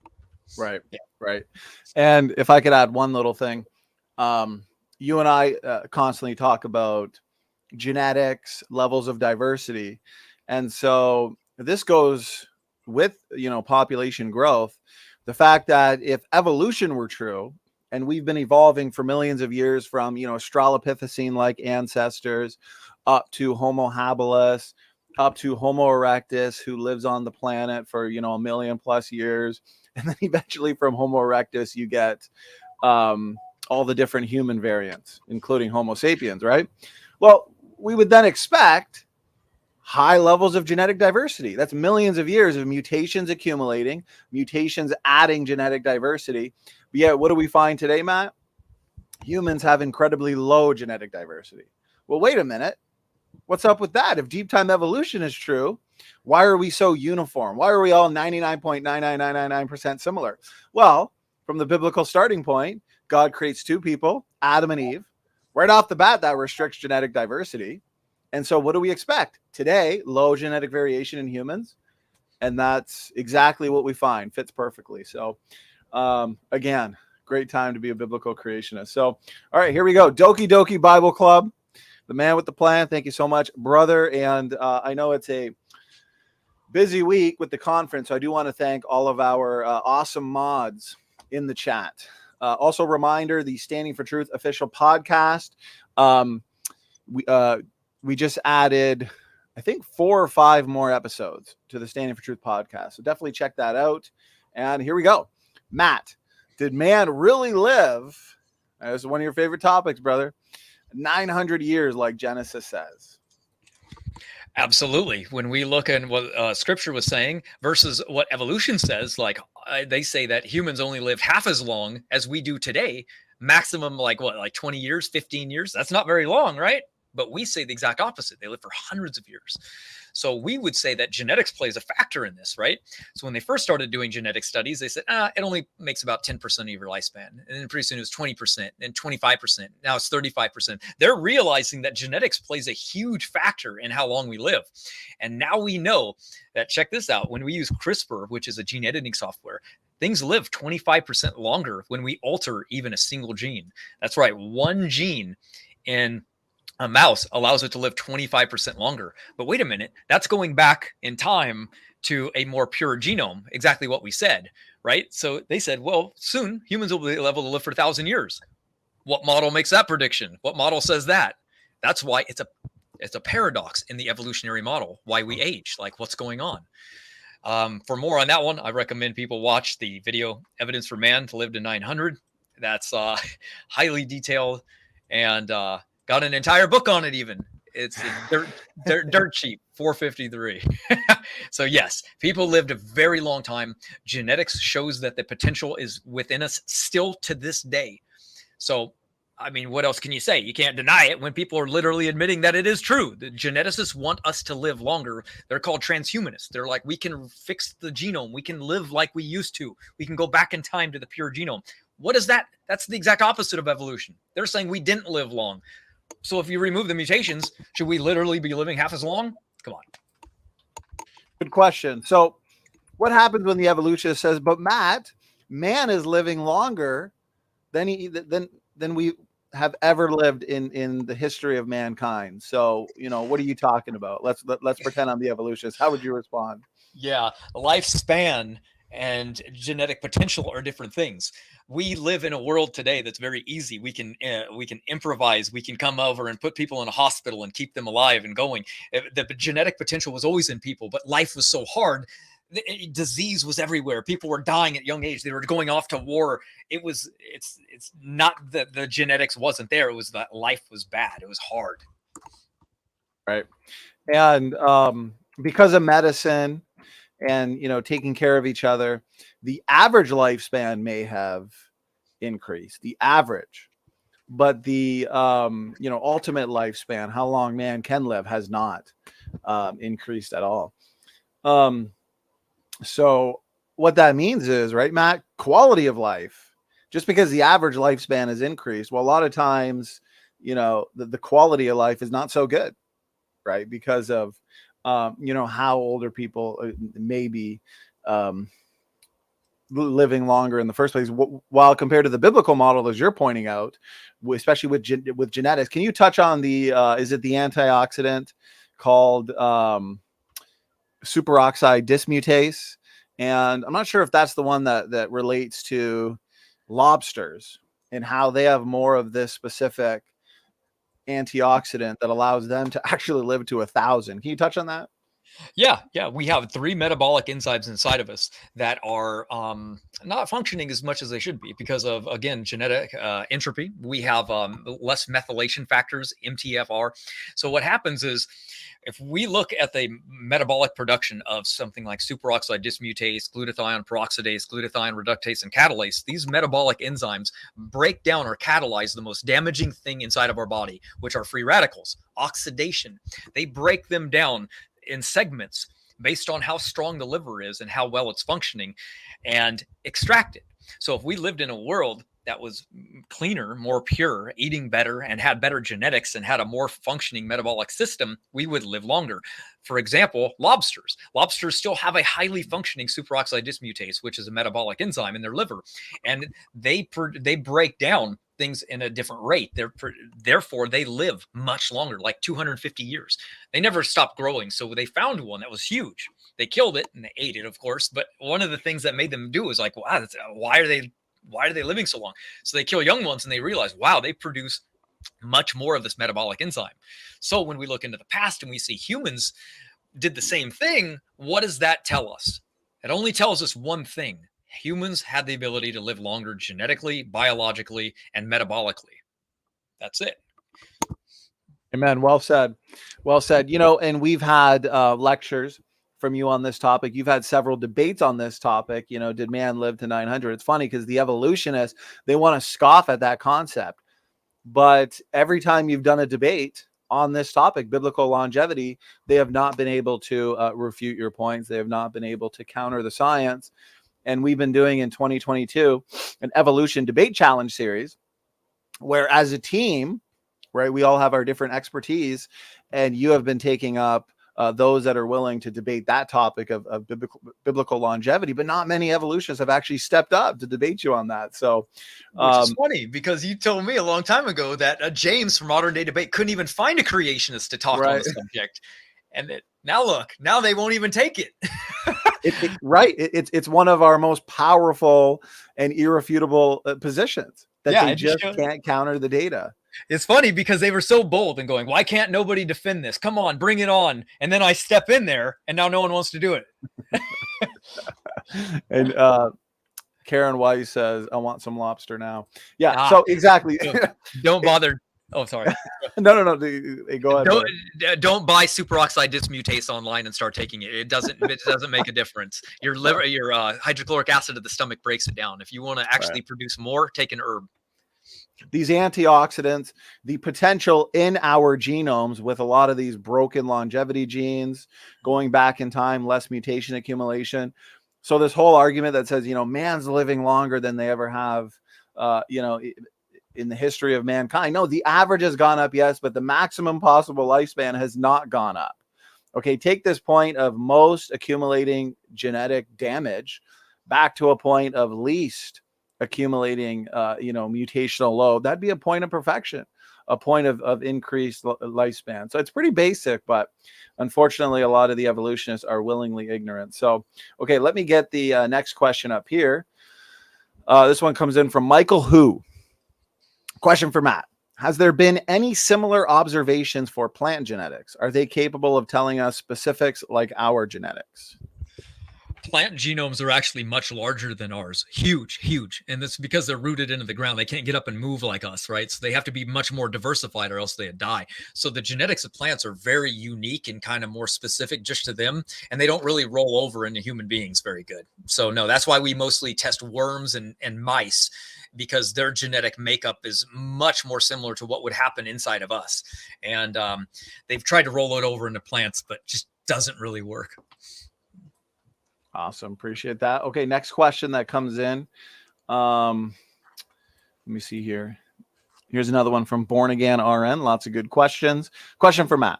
How do evolutionists explain male and female sexual organs evolving simultaneously for two people to reproduce, since it allegedly takes millions of years?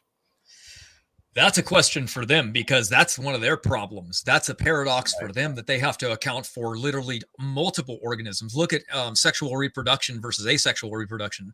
Sexual reproduction is much more efficient, and it's in many more things. So how in the world did it evolve male and female drastically everywhere across all these different organisms? They're going to have to invent, again, coevolution down the line for all of them at the same time. That's their problem, not ours. Well, why did some precursor organisms evolve sexual reproduction in the first place? I mean, to produce asexually, less mouths to feed, less work to do, so it doesn't make any sense, evolutionary speaking, if selection and mutations are all about survival of the fittest, survive to the next generation. Yeah. Right. Selection is not worried about, that which is long-term. So it's or bred with itself, like hermaphrodites. Yeah. So here's the pale Galilean, obviously not understanding 99% of what you're saying, because he had more of a comment, a rhetoric. I thought I'd give you the opportunity to respond. So he says, so basically incest is okay. What an argument. And he gives you a couple round of applauses. So Matt, he's coming at you. How do you respond, brother? Well, it's banned in the Bible for a reason, but it wasn't banned at first. And that's because God created us and he knew it was okay to do at first. And besides, what do you mean it's okay? It's okay in the evolutionary model. Right. So it's okay. It's okay for you, but not okay for us. Okay, that makes sense. It's like when you start with two people, Adam and Eve, then for a few generations, or after, the world's not all puppies and rainbows. Yeah, for a few generations after, the special creation event. Well, what? There's really no other anything else you can do at that point. But as you've pointed out, the genetics, right? The genetics would have been more superior. Okay. Inbreeding is a sneak preview into where we are going genetically as a species. Deleterious recessive mutations come to the forefront and they degenerate. They lead to disease. They lead to problems. But Adam and Eve created genetically heterozygous, as you've been talking about, Matt, with this pre-existing beneficial diversity. Yeah, Sorry, go ahead, brother. He's at my door. Okay, no worries. With this pre-existing beneficial diversity, you wouldn't have any deleterious mutations, disease-causing mutations in recessive form to come to the forefront. Okay, but as time goes on, deleterious mutations accumulate in populations over time. So we have Moses in Leviticus, okay, showing once again, holy men spake as they are moved by the Holy Ghost, that the Bible is the word of God because it's accurate in all things, including science. Okay, it's not a science textbook, but when it speaks on scientific topics, guess what? It's always right. And so we see at the time of Moses and the law, Moses basically, as Matt pointed out, banned ancestral relationships. And from a genetic standpoint, from a health standpoint, that makes sense because by that time, so many deleterious mutations would have accumulated that it would lead to what we see today. Disease, genetic degeneration. Okay, inbreeding is not good. But with the evolutionary model, that's all they have is inbreeding. You go back to the, and I'll just keep talking until Matt comes back. You go back to the out of Africa population bottleneck. Matt and I were talking earlier about how humans have low genetic diversity. Okay, that's consistent with our model. Thousands of years ago, God creates two people, Adam and Eve, and automatically that's going to restrict genetic diversity. In the evolutionary model, you have a lot of genes floating around. Okay, and Matt, I just told them I'll keep talking until you come back, so I'll wrap up my point here. In order to explain the low genetic diversity in humans today, evolutionists look to what? A near extinction event in their out of Africa scenario where you have what? Severe inbreeding, incest, which shows us that this isn't even scientifically reasonable or plausible or logical because the evolutionary community explains all genetic diversity as being the result of mutations. So now, contrary, okay, in difference to the creation model, you have all of these deleterious mutations that are just sitting there in recessive form, ready to be manifested, to come to the forefront, leading to rapid genetic degeneration. No, it is the evolutionists that have an inbreeding problem. So to the pale Galilean, you need to study your own, story or fairy tale that you claim to believe in. And that's the problem, Matt, with a lot of the evolutionists, is they want to present challenges to the biblical creation model while not understanding their own model or story. So here's a super chat comes in from Lou, $5. Appreciate it. He asks, how did the evolution community react to water being older than the sun, like Genesis 1:1 explained? Oh my gosh. I can't sit down with someone ringing the doorbell. What's in the world's going on? It might be an atheist coming after you, Matt, after this irrefutable presentation. It's ridiculous. Nobody ever stops by. It's just ridiculous. Yeah, that new research is pretty crazy. I haven't heard a rescue device for it yet, but I do have a slide for that. Where are you? Yeah, I don't know what they're going to say because it doesn't make sense logically, but you see what happens is they base everything about their history on radiometric dating, right? So if they're finding uranium that dates older than anything, then they're going to have to assume that, I guess water is older than the actual universe itself, which can't be true. It can't be there. Remember, one of the predictions that the universe coming from nothing states that, well, it did come from something. It came from magnetism. Magnetism was there, but nobody would ever say that there was water. You can't condense water that small. Water can't come from something that small. So just absolutely another ridiculous thing. Someone's knocking, man. I gotta go. Go ahead. I'll keep the audience occupied until they come back. So again, everybody, thank you so much for the questions, the engagement. This is a comprehensive week defending Genesis. Tomorrow, Okay, we will be back here for a couple more epic shows. I'm excited. At 5 o'clock, we're going to have a two-parter all in one. So we're going to have John Mackay, the creation guy, and Joseph Hubbard, two of my all-time favorite young earth creationists. These brothers are a blessing, and they're just so great at addressing the challenges put forth by the evolutionary community. So we're going to have a two-parter. Joe Hubbard, he'll be talking about dinosaurs in the Bible, everybody's favorite topic. And then we're going to be having Doki Doki Bible Club says, the pizza delivery guy will not quit. Yeah, if I wasn't over here in Canada with Matt in California, I would definitely stop by for a couple slices. So then we're going to have John Mackay, the creation guy, and he's going to be giving a presentation on the G-illogic column. So he's going to be refuting deep time and a lot of these arguments that are anti-global flood. Then I'm going to be giving a presentation titled, debunking the best evidence for evolution. And I'll be focusing on pseudogenes, chromosome 2 fusion, nested hierarchies, endogenous retroviruses, ALU sequences, the fossil record, so on and so forth. So that should be fun. And then on Thursday, we have two more presentations. One from Dr. Jerry Bergman. So he'll be here giving a presentation on Darwin's blunders. And then we're going to be having our very own flood researchers, Professor David McQueen, and also George Bond giving a presentation on amazing evidence for the worldwide flood.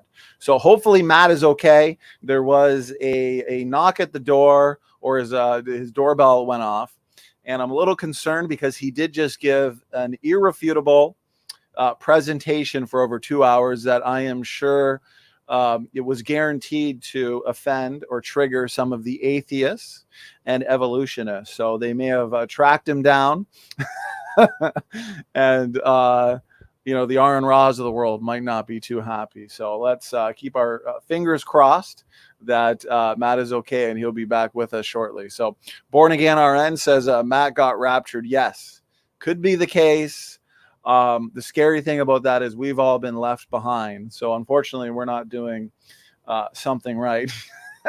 So if you're just joining us, this is session 3 of our Defending Genesis conference. So yesterday we kicked off the week with the relevance of Genesis with Sal Jardina. This was very informative, very important, and I believe the perfect way to start off the week, right? The relevance of Genesis, why taking Genesis at face value as a historical account of our origins seriously. The Bible is true. The Bible claims to be the history book of the universe. And it just so turns out that scientific data, the empirical scientific data corroborates that. So just looking at the comments. Yeah. Cool. Cool Jesus. I guess I'll just keep going. So, and then we had T-Rock, the isochron method, and other dating duds. So we went for a little bit over an hour and a half there. Great presentation, very technical. And, we went over some of the challenges, talking points, objections during our discussion portion of that. Okay. Now, Friday is day 5, and that is going to be a fun day as well. That's going to wrap up the conference. On Friday, we're going to be having Matt Powell here. He'll be giving a presentation titled Evidence for Creation, evidence for young earth creation specifically. And then right after that at 8 o'clock EST, we're going to wrap up the entire conference with a debate. So it will be a continuation technically of the Evolution Debate Challenge series. It'll be Dr. Dino and David Emery, the much anticipated round 2. With this debate, they're going to be focusing specifically on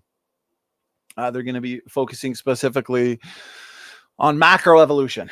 So should be fun. And Matt is back. Matt, we were worried that some of the atheists tracked you down after this epic presentation and would force you to take it down. so nobody else could watch it and get converted. So, well, they wouldn't be doing too good right now. Wrong person to pick on in the community. Oh, I love it. Okay. Actually, that's a good question. Cool Jesus. There's several debates that I've always wanted to see happen. And, I'm happy to say, praise the Lord, I made them happen on this channel. A couple of those debates, the creation versus evolution debates in general, any of them are fun. So every single debate that we've done in the Evolution Debate Challenge series is just a dream debate because I have so much fun with those debates. Theology wise, I've always wanted to see, for years, I've wanted to see Matt Slick, Dr. Shabir Ali debate. We made that happen last year. That was epic. In the world of soteriology, I've always wanted to see, Bob Wilkin and Robert Sungenis debate. We made that happen.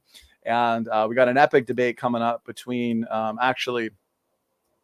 Steve Christie, who's in the chat, Born Again RN. He'll be debating Robert Sungenis on the Marian doctrines. So we've hosted now about 220 debates on all sorts of topics, but we've never had a debate specifically on the Roman Catholic doctrine of the veneration of Mary. So that's coming up, and that's going to be pretty epic. And a couple of years ago, as you know, Matt, we had Dr. Kevin Anderson and Jackson Weed. That was a technical debate. That was a ton of fun. Okay, so with that being said, Matt, you're all recovered, and we'll do a speed round here, getting to the last final questions. Okay, Cool Jesus asks, and Cool Jesus always has fantastic questions, so appreciate you being here in the live chat. And I know you'll be here tomorrow with John Mackay and Joseph Hubbard. So Cool Jesus asks, does Matt see a relationship between DNA and kinds? I don't understand how we can have so many kinds with one species like aardvark, red panda, African palm civet, dassy rat, etc. You would want to look and determine whether or not the same kind by looking at orphan genes. Orphan genes are a dead giveaway because they're taxonomically restrictive genes that are always within the same family. So if you're ever in doubt and want to know, like, are these are orphan genes over here? Do we see these? What is are they definitely within this group? Are they outside of it? That'll pretty much tell you, because they're very, very localized, and they are based on function. They do a lot of transcription, and they're very small genes. They're very short, so they should be easy to find. So that's one good way. But you always want to follow the lineages of autosomal, and then after that, you want to look to mtDNA, and then best case scenario, the Y chromosome. Those will always trace lineages. All of the things outside of that are assumption based. So when you see these things based on protein coding genes, they're always going to build a different phylogenetic chart. And that's not how they're built. That's all made up. So don't even look at them like there's some type of hierarchy. It's not true. They're based on function. That's why there is genetic similarity. So like I said earlier, if the hand grows a particular way, it's going to show a genetic sequence for that. That's why there is more similarity based on something having a very similar type of hand, but also how that hand is even formed. Okay. Yeah, that's a good answer. That's why I've made several predictions in this book, and you've made several predictions as well, Matt. It's the evolutionary community that assumes all DNA differences are the result of mutations over time, right? That's why they've erroneously concluded in the past, now they have egg on their face, that DNA units like pseudogenes are, shared genetic mistakes. And now we know that they're necessary to sustain healthy life processes in the cell.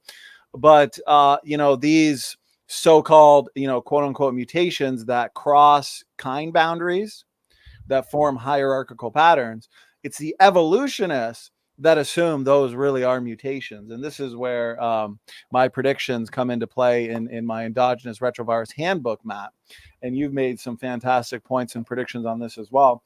That where the evolutionists assume is a mutation that is shared, let's say in primates, that forms a hierarchy.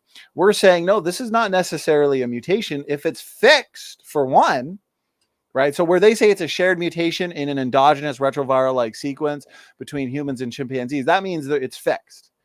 Okay, so we're saying, no, this is not necessarily a mutation. This could reflect design diversity. this could reflect the functional requirements of the respective organism. And that's where you've pointed out, Matt, if you could speak on this briefly. If you were to subject these DNA differences, let's say, or the specific DNA positions to mutations artificially, if they result in disease, right? If a disease manifests, what does that say about that specific, let's say, DNA element? That would mean that it's attached to probably some type of a function.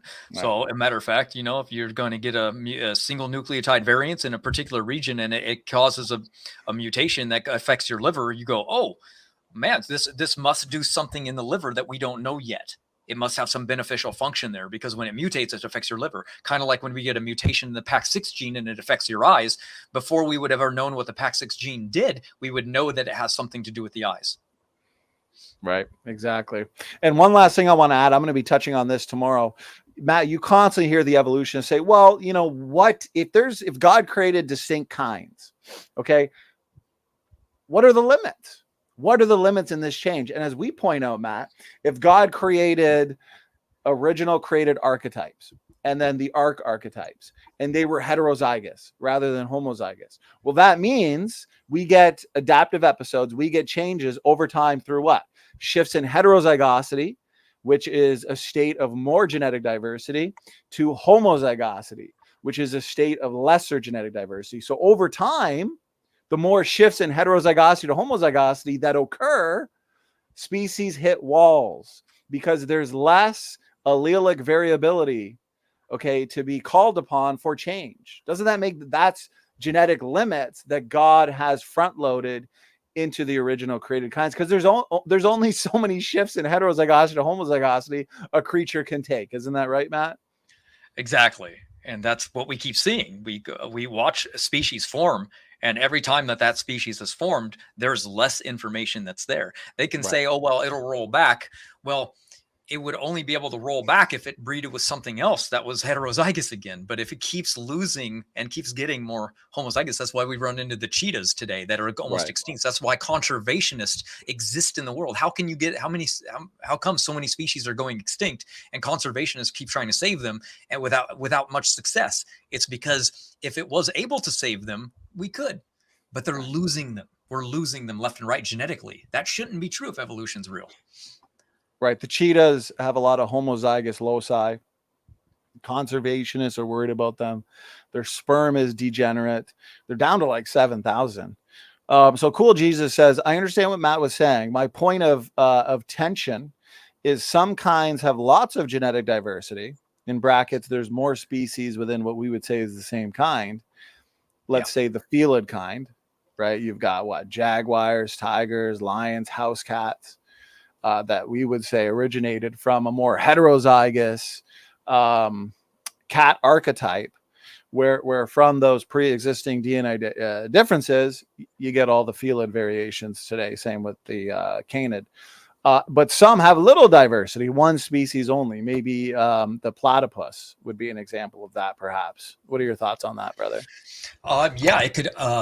There might be a limit based on what was on the ark. For example, we have cats, and cats are very, very similar looking, no matter where they are. If you get the bone structure of a cat, you can't even tell what species it is. There's almost no way. Even a specialist can't tell the difference. But we look at deer, our equids, and now they're very, very different. But yet they almost fill in the same ecological niches as cats. So it seems as though the deer, maybe because they were a clean animal and there were 7 of them on the ark, maybe there was already more diversity on the ark, as where a cat is an unclean. So only 2 of them were even on the ark. So they would have less genetic diversity, as where an equid or a deer species, there's 7 kinds on the ark. So there's already more genetic diversity in them. So when they fill up the earth, there's different phenotypic diversity. And you're like, wow, that's a deer. It looks like a little dog, right? It's because there's much more variety in them. So we would answer that by looking at the Noah story. And isn't it also going to be based on which kinds were taken in 7s versus, let's say, just 2, right? But also history, population history, environment. Let's use Neanderthals as an example. And I touch on this in great detail, Matt. You and I did a lot of brainstorming for the chapter on it in the Special Creation book. you have possibly as small as 2, like siblings that break off from a greater population that are basically the ancestors of Neanderthals. So let's say you have a family of even 4 that break off, and then they become isolated, and they become inbred, and they become very homozygous. Well, the population history and the environmental conditions that Neanderthals, a variant of humans, were subjected to would be different than other humans, especially us as modern humans that originated from a subset of humans out of Babel, right? Okay, so we have more variation within us. We have also, managed to disperse in all parts of the globe, where you have this isolated, unfortunately, group of Neanderthals that were subjected to harsh conditions. They became highly inbred. Their rungs of homozygosity are massive. So the point is that variant of human hit a wall, basically. And what they were subjected to may have resulted in their extinction. So wouldn't that be the same with a lot of these archetypes, these kinds? Some of them go into more ideal environments.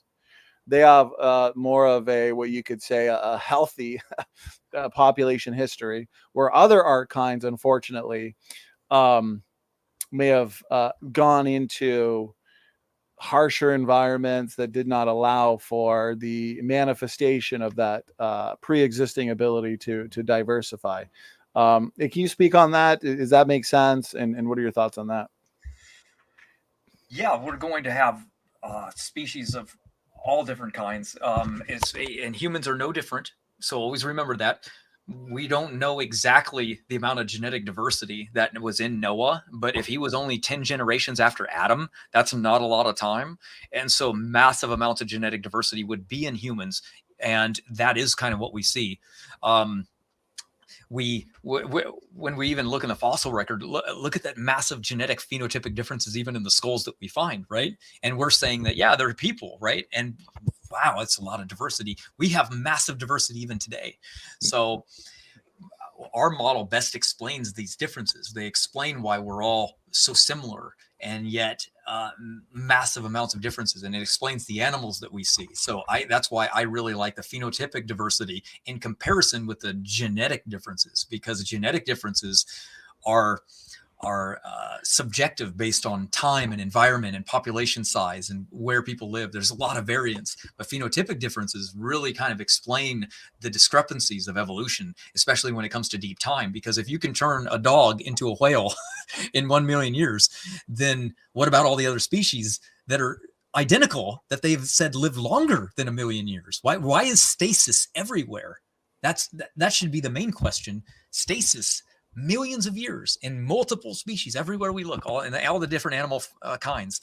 And yet we see rapid change today, right? Where species are a little bit different than the ancestor, but very similar to degree, right? We find a crocodile, it's a little bit different than the one in the ancient past, but not that different, not to the point where it's like, oh, that's totally different. No, there's stasis. Well, and I think it's going to come down to as well, a lot of your archetypes moving into the new world. Did they experience rapid and exponential population growth like humans? Right. So some kinds that experience rapid and exponential population growth, they would have had more of their hidden reservoir of pre-existing heterozygosity basically being manifested in change. But other populations that went into different environments that unfortunately did not experience rapid and exponential population growth, they could lose very quickly the original genetic diversity, right? Rather than other populations, I think. It's definitely a good question though, and a lot to consider. So, okay, let me start wrapping it up with a couple more questions here. Michael Hu asks, has there been any similar observations for plant genetics? Are they capable of telling us specifics like, oh, no, we already did that one. Right here, Alan. Has there been DNA found from Nephilim? And I guess this is going to depend on one's position on what the Nephilim are. And if so, is it still found in people today? That would be an argument based on are the Nephilim fallen angels, or are they a different genetic line of human beings that were considered a seed or a remnant of a different people group. So if they were a genetic group of people, then it would be very hard to determine which one it is. But yeah, there would be a haplogroup. Now remember, there was ways to identify Nephilim in the scripture, right? There was 6 fingers. Well, that's a form of inbreeding called polydactyly, and that we can see. So we would need to find, a lineage of people that all share that very similar thing, and then find out what mutation was in them for that haplogroup, and that would identify exactly what they are. If they're angels, then that would probably set them apart from humans, and they would definitely stand out. Now, there's enough people out there watching Ancient Aliens and looking for that type of material that would probably stand out as well by now. I don't keep up with that one, but Right. For right now, all we know is that when we trace the Y chromosome in humans and the mitochondria in humans, we just land on humans. We don't get an outward angelic source that seems to arise in one people and then vanishes. The only really strange thing in humans is Rh negative blood, where the blood of usually people with red hair, white skin, they have a tendency where their blood will attack their own infant and kill them. That's a weird blood type that doesn't, like, what good sense is that? So it's a mutation that makes their blood very weird and unique. That's a good answer. Appreciate the question there, Alan. Yeah. So if one holds to the position, right, Matt, that basically, the line of Seth and the daughters of men intermingling, producing still humans and not some hybrid angel human offspring, then basically the DNA would just be human DNA. It's not like we're really looking for some kind of angelic giant DNA, right? Does that make sense? Yeah, there would be one a lineage that we would find. We'd be like, we'd test them and be like, wow, look at that. That's outside of the human range. Right. Okay, let's do one last question because we just hit the 3-hour mark and we got another show coming up quickly. So Doki Doki Bible Club asks, Matt, have you heard of Aaron Ra's phylogeny challenge? If the answer is yes, you want to briefly talk about it and why the challenge has already been solved and answered. And then we're going to wrap it up. We're wrapping it up with this solid question. Yeah, his phylogeny challenge was something that existed for quite a while, and he challenged a creationist to name anything that God created. The problem with that is we can go back to Noah's flood, and we can trace animals back to there, and we're still left with, like, I think this is what was on Noah's Ark, because we can't even be definitive on that, meaning that, let's say that a cave bear was on Noah's Ark. Well, a cave bear only lived for a few generations, maybe 1,000 years, and then died and went extinct. But we know it had offspring, and we know that other bears exist. So we can't be certain if it was a black bear or a brown bear or the cave bear, because that species that might have been on the ark could have gone extinct. So we can extrapolate based on mutation accumulation which one it could have been. And that's the best we can do. I trace chromosome count and mutations. Those are the best in my opinion. But if that particular species of that animal family went extinct, we can't know exactly what was on the ark. Now, if we can just assume what was on the ark, we can't even guarantee that is the species that God made, because you got to remember, things were happening before the flood like they are now. So we just know that God sent Noah the animals that he chose. So did he choose a animal that would survive in today's world? Clearly. I mean, if the goal of Noah's Ark was for animals to diversify and fill the earth for mankind, it's happened. It's everywhere we look. I mean, it worked. Noah's Ark survived. Its purpose was served. Now, to go past that, well, we have to know that, sure, multiple bird families existed. Which exact one? That's probably a lot easier to answer than what bear species. See, Aaron Ra wants the fallacious. Exactly what species was it? That's inference, right? That's going to the fossil record. Donnie and I like the fossil record to some degree, but not much, because it's so subjective. We want to give you guys direct answers. And it's very hard to directly answer exactly what species God made. We could just say he made birds. Okay, well, that's useless. What species of bird, what species of bear did God make? Well, right. We can guess, but there's a lot of fossils that existed of bear species. So we would have to pick which one and just guess. We couldn't prove it genetically, and we want to prove for you exactly. So you're up. All right, great stuff, Matt. Great job. We just hit the 3-hour mark now, so we're going to wrap it up. Great endurance, fantastic presentation, Matt. I really appreciate all the work and study you put into tonight's show. Session 3 of our Defending Genesis Conference 2022. To everybody in the chat, thank you so much for all of your questions and just for being so lively and engaged in the chat on this important topic. There's nothing more important than the origins debate and where you're going to spend eternity. So just remember, it's a great time to be a young earth creationist, and please share this around.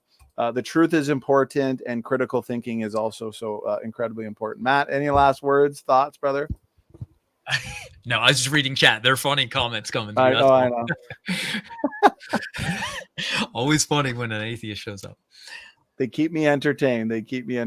So again, lots of kind words. Thanks, Matt and Donnie. Excellent. Thank you, guys. You're the life of and blood of this channel. You are what makes these conferences that we do so much fun, edifying, and it makes us want to do more. So Carmine says 3 more hours. So Matt, you and we're going to go refill our coffee. And apparently this was just an appetizer. 3 more hours for you guys. We love you. So anyways, yeah, after the conference, Matt, you and I will get together and we'll do a part 2 of this for sure. We can consider this a sneak peek. Anyways, Matt, thank you so much, brother. To the audience, we'll see you in well, this one went a little longer than expected, so we might push the 4th session, but technically the 2nd for today, we might push it to, let's say, 10:30 instead of 10. So, but anyways, we'll see you guys in the next couple hours for sure with CJ Cox on countering compromise.